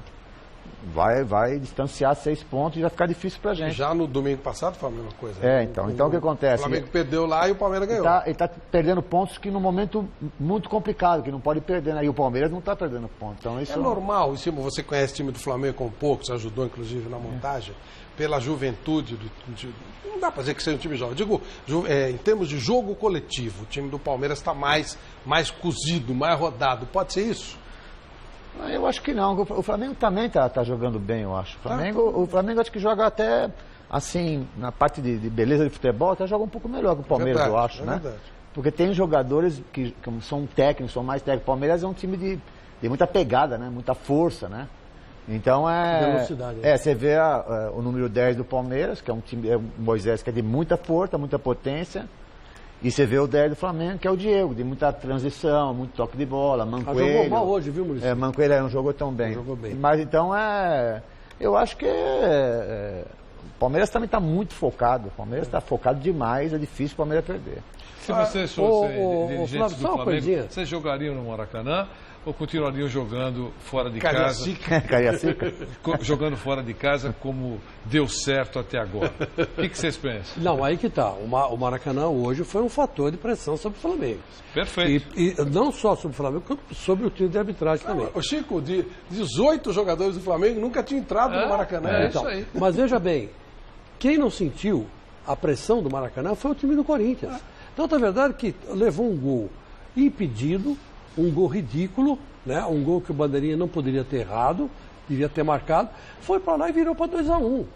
E só não fez mais gols porque o Guilherme levou um azar danado numa jogada por cobertura. Bonita jogada. E outra que o Romero, se ele é menos egoísta, ele levanta aquela cabecinha dele paraguaia, ele rola para o Guilherme e era o terceiro gol do Corinthians.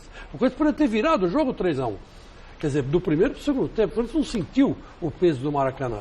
Aí você vai falar, bom, mas tem Giovanni Augusto, tem lá o Rodriguinho, foi campeão brasileiro. Jogou bem o Rodriguinho, hein? Tá jogando bem. Tem o Guilherme, que foi expulso e tal, mas E ainda entrou o Marlone, que entrou bem no jogo também e quase fez o gol da virada, que seria a terceira virada do Corinthians, que seria 3-2. Quer dizer, a bola passou raspando o gol do Muralha. Então, para dizer a verdade, Flávio, eu acho que o Corinthians fez um bom negócio em trazer o Oswaldo Oliveira. Porque depois que o Oswaldo Oliveira chegou no Corinthians, são 3 jogos, tudo bem. Ganhou 1, empatou 1 e perdeu 1, que foi a desclassificação para o Cruzeiro. Mas a desclassificação para o Cruzeiro também teve aquele pênalti do Pedro Henrique, que até agora a gente fica pensando, será que foi pênalti mesmo? Ou o cara tropeçou, sei lá. É questão de critério, que era até para o Corinthians estar classificado para a Copa do Brasil. Então, eu acho que chegou tarde o Oswaldo Oliveira no Corinthians. Você vai falar, mas ele estava mal no esporte. Tudo bem, mas tem treinadores que se dão bem nos lugares que vão. Talvez o Muricy pudesse explicar melhor. Por exemplo, o Muricy se deu muito bem no São Paulo, se deu otimamente bem no Santos. Ele ganhou o que ele quis. 3 campeonatos brasileiros seguidos no São Paulo, foi para o Santos, ganhou não sei quantos campeonatos paulistas, ganhou Libertadores, ganhou Recopa, ganhou uma porção de coisa. Agora, o Muricy foi para o Flamengo e não se deu tão bem. Então, eu fico perguntando, será que tem técnico que se adapta ao clube de uma tal forma que isso também ajuda? Não, isso às vezes ajuda mesmo, porque ele conhece o lugar. Né? Agora, a contratação do Oswaldo a gente vê agora que é pro ano que vem, né? É pro ano que vem. O Corinthians está fazendo um planejamento diferente, sentiu que já não dá para brigar na parte de cima, né? Pode classificar para Libertadores, então já planejou pro ano que vem. Essa é a proposta que a gente ouve e que parece que é isso mesmo, ou seja, um treinador que vai começar a olhar o elenco agora nesse final da competição. Claro que tinha uma decisão na Copa do Brasil, porque a gente não pode julgar o treinador agora, só que esse pouco tempo de trabalho, com certeza... Mesmo com bons resultados. Mesmo com bom resultado, né? Então nós temos que pensar no Oswaldo no ano que vem. E agora, tem uma coisa que é verdade, o treinador conhece o Corinthians, foi campeão no Corinthians, conhece como é que é a torcida, conhece o que pensa o clube, né? Isso eu acho também que é um defeito no futebol brasileiro que tem quando vão contratar um treinador. Eles têm que saber que tipo de treinador que eles querem. Qual que é a filosofia do clube? Não é a filosofia do treinador. O treinador não pode vir primeiro que o clube. O clube tem que ter definido uma linha de trabalho e buscar aquele treinador para encaixar. E eu acho que é isso que o Corinthians fez com o Oswaldo. E eu acho que encaixou legal. Vamos soltar as imagens da briga? Vanderlei, algum dia acabará, porque isso para mim é conluio entre autoridades, políticos, polícia. Não é possível. Os caras são bandidos, os caras matam, os caras fazem de tudo e fica sempre a mesma coisa. Isso só reforça aquela tese. Eu sei que é uma medida emergencial, antes que alguns protestos incompreensíveis surjam, porque as pessoas parece que não entendem quando a gente tenta explicar. É uma medida emergencial que pode levar 1 ano, pode levar 1 século. Isso só reforça a tese da torcida única. Isso só reforça a tese. Flamengo e Corinthians é um clássico nacional importante, as 2 maiores torcidas brasileiras. Está na cara que quem vai para lá, a imensa maioria, precisa não generalizar, a imensa maioria daqueles que foram para lá, integram pelotões de combate. É uma coisa óbvia isso. Então, torcida única, cara. Clássicos, Flamengo e América Mineiro. Tudo bem, manda aí a torcida do América Mineiro, coitadinha dela, pequenininha. Palmeiras, Flamengo e Chapecoense, com todo respeito, não tem uma torcida grande. Agora, torcida São Paulo, Santos, os grandes clubes brasileiros, Cruzeiro, Atlético, os times gaúchos, é clássico. Torcida única. Para começar, o time mandante vai faturar mais, não vai reservar nenhuma área para ninguém, vai vender todas as cadeiras. Faltou ingresso para o pessoal do Flamengo, para irem esses bandidos no lugar. É lógico. Vai vender todo mundo, um novo público vai sempre. Isso vale para o Flamengo, inclusive, que tem uma grande torcida. Vão mulheres, vão crianças, vão idosos, entendeu? Imagine Corinthians e Flamengo no Maracanã, só a torcida do Corinthians. E está provado mais uma vez... Torcida do Flamengo. Torcida do Flamengo. E está provado mais uma vez que a torcida é importante, é bonita, faz barulho. Mas não é por causa disso que o time vai ganhar. Jogou lá com a torcida do Flamengo, imensa maioria. Isso foi antes do jogo, hein? Não. Foi antes do jogo. Eu sei. Jogou, eles foram lá para isso. Ficou revoltada porque o Isso. Eles foram lá para isso. Exatamente. Nada disso. O cara vai, Chico, você sabe como é que é. Vai para chutar o pau da barraca. Então sabe... Não vai ninguém, vai só a torcida do time mandante, vai ganhar mais dinheiro. Isso vale para o Corinthians. Vale para todos, claro. Corinthians e Flamengo. Não, mas o pior disso tudo aí, Vanderlei, sabe qual é? Torcidas uniformizadas são bandidas, tem que tirar todas, não é essa. Estamos falando dessa porque essa aí, quando eu sei, esses já mataram os meninos lá em Oruro. Eu estou falando porque tem outro matam fora. Mataram também. Só. Também não foram os meninos lá em Oruro. O menino, eu falei, o menino. Agora, eles matam outros, mas no estádio foi esse. Foi lamentável. Agora, o que complica para o Corinthians é que o juiz vai colocar no relatório isso aí. E o Corinthians vai perder mando de jogo. E o Corinthians vai entrar com ação contra eles? Não, o Corinthians agora soltou... O Corinthians emitiu uma nota oficial agora, protestando contra a polícia do Rio de Janeiro. Claro. E dizendo que é um absurdo a polícia, por causa de 40 pessoas, eu não li a nota, eu para o Chico dar uma olhadinha, exatamente. Que é por causa de 40 mil pessoas, reter 3 mil torcedores. E pedem a ação do secretário de Segurança. O Corinthians está o Corinthians está sendo conivente, portanto tem que ser punido mesmo. Então, mas isso aí, vai vir mais essa nota, eles vão acrescer uma coisa na outra e o Corinthians vai ter que jogar os jogos. Se quer jogar na arena, certo, no interior. Tem que acontecer mesmo. Então, enquanto eles forem associados a esses caras, tem que se ferrar. O Corinthians briga pelo G6, né? E agora, pelo jeito, vai brigar fora da arena, porque... Com certeza essa briga vai prejudicar o Corinthians. Bom, vamos falar de São Paulo e Ponte Preta ontem? Que beleza, né? Fábio Ferreira virou um gênio. Agora ele se atira, calcula, dá um tapa certo na bola, com toda a maldade. O gênio Fábio Ferreira, o Beckenbauer de Campinas. Pô, ele se jogou, ele colocou a mão, ele esticou, tudo pensado, o gesto... Que beleza, Você não falou que ele era o melhor back? Eu nunca falei isso, eu não sou no louco. Brasil? Louco, pelo amor de Deus. Indicou pro Guardiola, ligou pro Guardiola. Mas eu estou dizendo que... a análise é essa, né? Por tudo pensadinho e tal. Ele arriscou, ele pôs a mão. Sensacional. A Ponte jogou melhor, porque é melhor. O juiz deu de presente um gol pro São Paulo. Vamos ver como é que foi.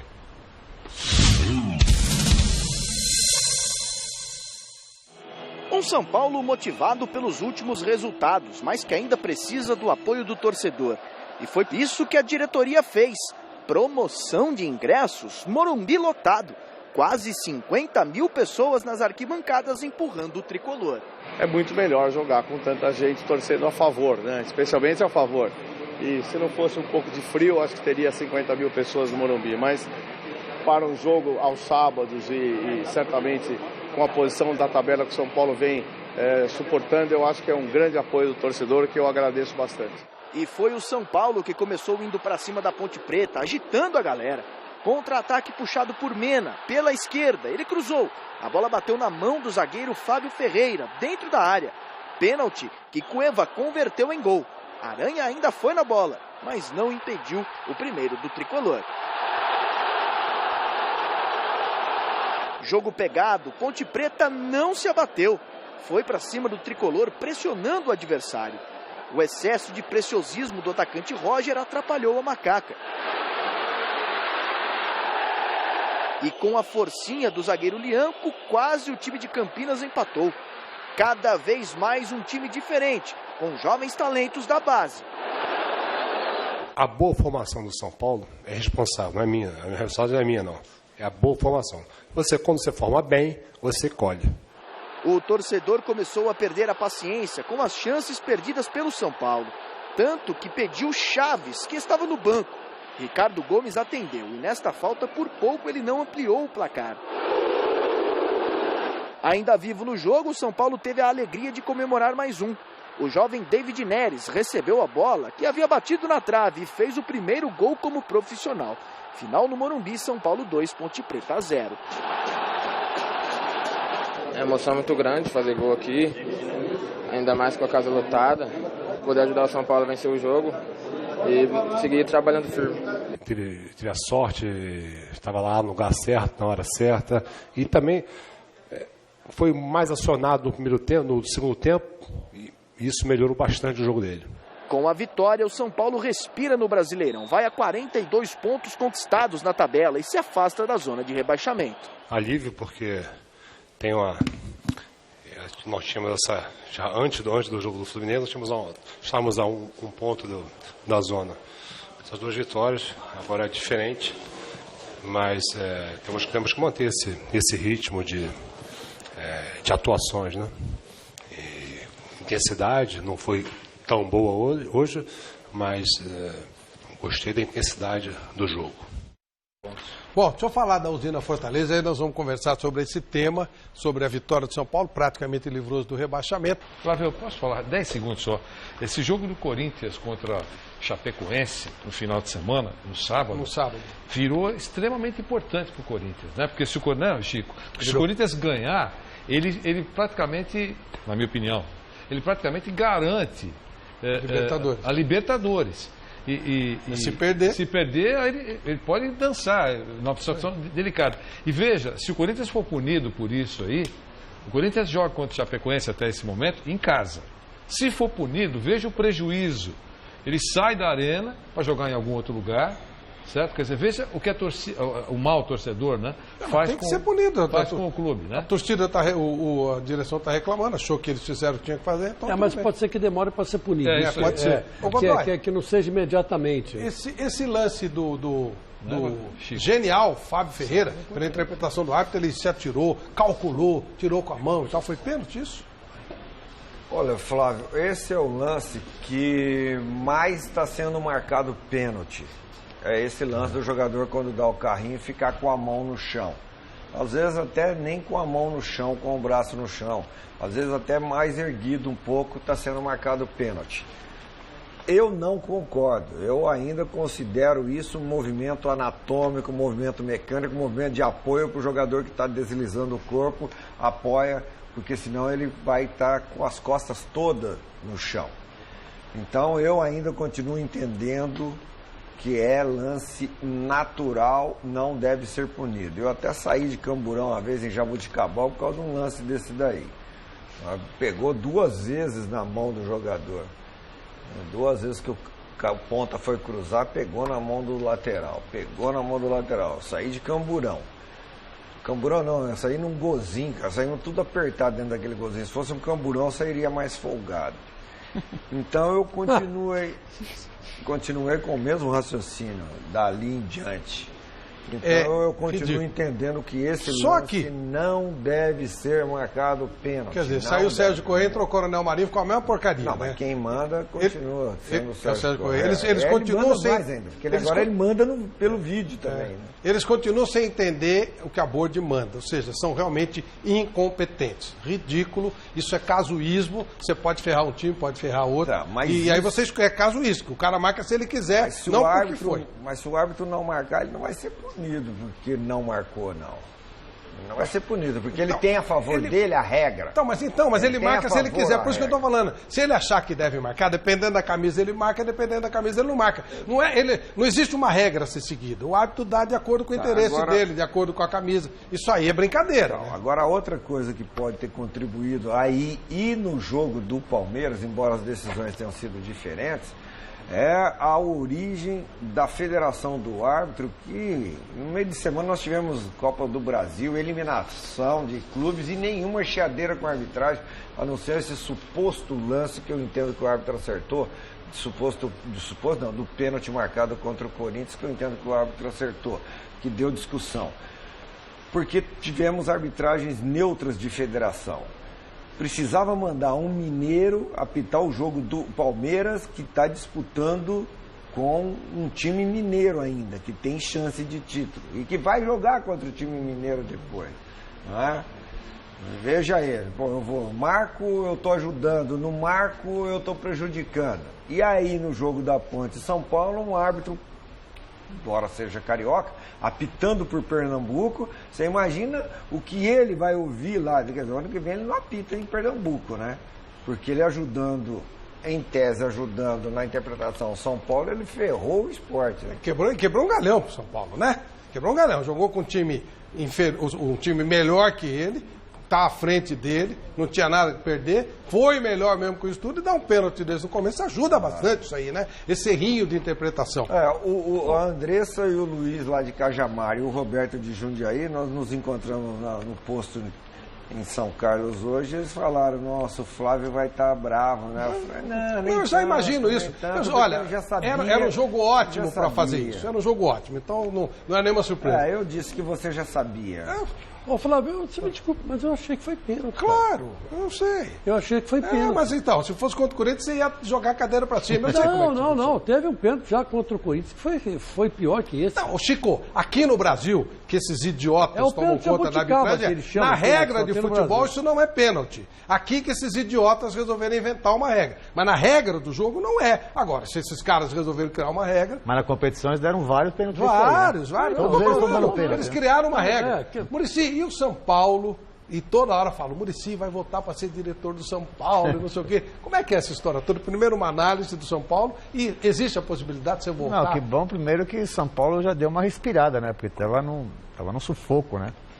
Então já deu uma respirada boa e com certeza tem 7 pontos do Vitória, né? Que é o primeiro aí da zona. Então isso foi muito importante para dar tranquilidade, né? Pro clube, pro ambiente, pros jogadores, confiança do treinador. Então... foi muito importante isso aí, né? E em relação ao meu futuro, não é assim que eu penso já imediato ser um coordenador, alguma coisa que eu acho que ainda falta no futebol, né? Cara com autonomia, né? De fazer esse meio campo, eu acho ainda que da comissão técnica à diretoria, né? De poder participar da contratação, até do próprio técnico. Então, é uma coisa que é de se pensar, mas não é para agora não, mais para frente. Quem sabe um dia, né, eu recebo esse convite e volto a trabalhar no São Paulo, mas nesse momento não. Nesse momento eu vou começar a participar, né, de comentar alguns jogos. Vai ser na Rede Globo ou na Sport TV? Na Sport TV e Rede Globo também, né, e não ser um comentarista de jogo, mas de falar dos técnicos. Né? De conversar também com os técnicos, uma coisa um pouco diferente e alguns programas pontual, não é sempre não é uma rotina que isso eu não quero. O Muricy, só pra gente, nós vamos ter que chamar um intervalinho, a possibilidade, porque fala-se muito isso, o Rogério Ceni vai começar no futebol, como ele não tem experiência, tem tudo para ser um técnico importante, o Muricy seria um anteparo para ele, um respaldo. Chegou-se a falar isso ou é só especulação? Não, é só especulação. Faz muito tempo, a gente se falava, agora faz muito tempo que a gente não se fala, porque ele está viajando muito, né? Mas não é só especulação mesmo. Poderia ajudar de outra forma, mas assim, não tem nada na conversa nem entre eu e ele, assim, uma conversa nunca houve em relação a isso. E também é muito pegado também, eu acho que o cara certo para encostar nele, para ser um auxiliar dele, devia ser o Milton Cruz, que é muito próximo dele, é um cara que conhece bem o clube, conhece muito futebol, né? Eu seria um pouco mais distante, eu acho que na parte de coordenação, fora do campo. Perfeito. Olha, o troféu Mesa Redonda vai ser espetacular. Logo depois, na terça-feira, depois do final do Campeonato Brasileiro, os melhores do ano, escolhidos por você, estarão conosco. E aí você tem o endereço, você vai lá na página e vota, que vai ser muito legal. A sua seleção estará conosco aqui. Nós vamos exibir esse programa no dia 11 de dezembro, os melhores do ano, o Oscar do futebol brasileiro, no troféu Mesa Redonda. A votação toda, vai lá e vote, dê a sua seleção. E a Lux Color, a Baltec e a cerveja A Outra estarão conosco em mais essa edição, a 13ª edição do troféu Mesa Redonda. Vai ser muito legal, o teu voto é fundamental. O Santos ganhou mais uma fora de casa e ganhou com um golaço do Lucas Lima. Vamos ver como é que foi. Ó, pressão em cima do goleiro Danilo. O Ricardo Oliveira vai, o Danilo corta e aí ficou muito longa. Aí o toque para o Copete. E ó, Lucas Lima. Que beleza. Categoria, hein? Que golaço do Santos. Ficou bonito, bonito. Aí é um jogador diferenciado, né, Muricy? Ela faz a diferença. Esse é diferenciado. Esse jogador realmente eu gosto muito. Claro que às vezes ele tem os altos e baixos, às vezes, mas ele é um jogador que sabe o que faz, enxerga antes a jogada. Isso aí é gol de cara que sabe jogar, né? Até mais altos que baixos, né? Não, ele tem muito mais altos que baixos, com certeza, né? Mas às vezes ele se desliga um pouco do jogo e o jogador que é de seleção brasileira precisa ser um pouco mais constante. Já que você vai falar de técnicos, e vamos antecipar, qual é a sua análise do trabalho do Dorival Júnior no Santos esse ano? É muito bom, eu acho que é bom. Ele perdeu vários jogadores. Esse que é o difícil de trabalhar no Brasil, né? Porque você monta um time, daqui a pouco desmonta, monta outro, né? As pessoas têm muita... A comparação de fora não tem que ter comparação, porque não existe o que eles têm lá, o que nós temos aqui. E ele toda hora está reinventando o time. Eu acho que é um time. Eu gosto de ver o Santos jogar. Também gosto. Só para escolher, eu gosto de ver o Santos jogar. Porque joga diferente, porque as pessoas não contam, mas ele muda completamente o sistema de jogo durante o jogo. Isso é treinado, né? Então eu gosto de ver. É um time assim. Esse sim joga bonito. Um time meio que irresponsável, assim, sabe? Uma coisa gostosa de se ver. E eu gosto de ver o Santos jogar. Eu tenho um jogo de domingo, qual o time que eu vou ver? É o Santos. Porque eu gosto de ver jogar. Essa sub-23 que o Santos tem, que os meninos, né, não perdem aquele garoto que estoura com 20 anos.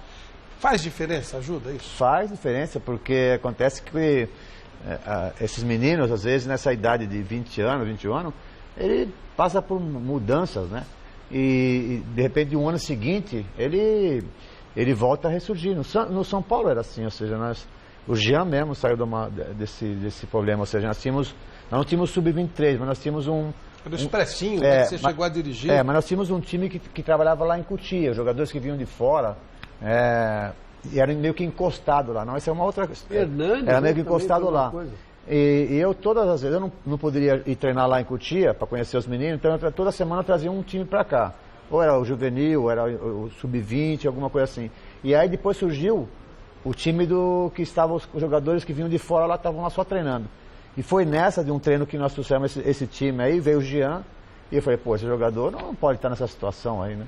E foi quando o Jean começou a jogar, campeão brasileiro, e depois São Paulo recuperou. Então é muito importante ter o sub-23, que você não vai perder o jogador. Porque às vezes ele muda. Tem momentos que ele está bem, tem momentos que ele não está bem. Então, e o futebol é assim, você desiste.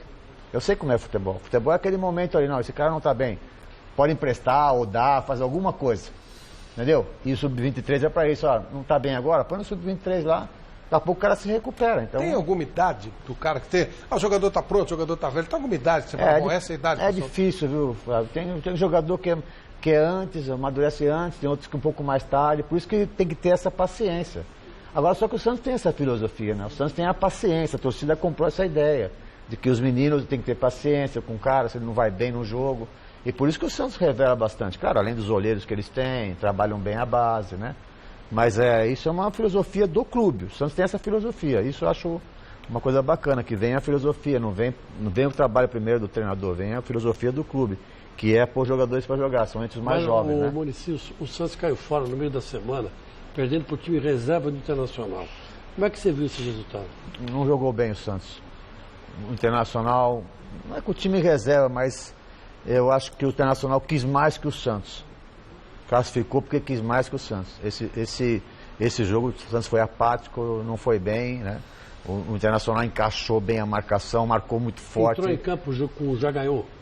Marina, eu não sei que se já ganhou, mas com certeza com uma pegada maior. Marina, amanhã tem Gazeta Esportiva. Amanhã tem Gazeta Esportiva e Revista da Cidade, 10 horas. Sou eu amanhã também, Flávio.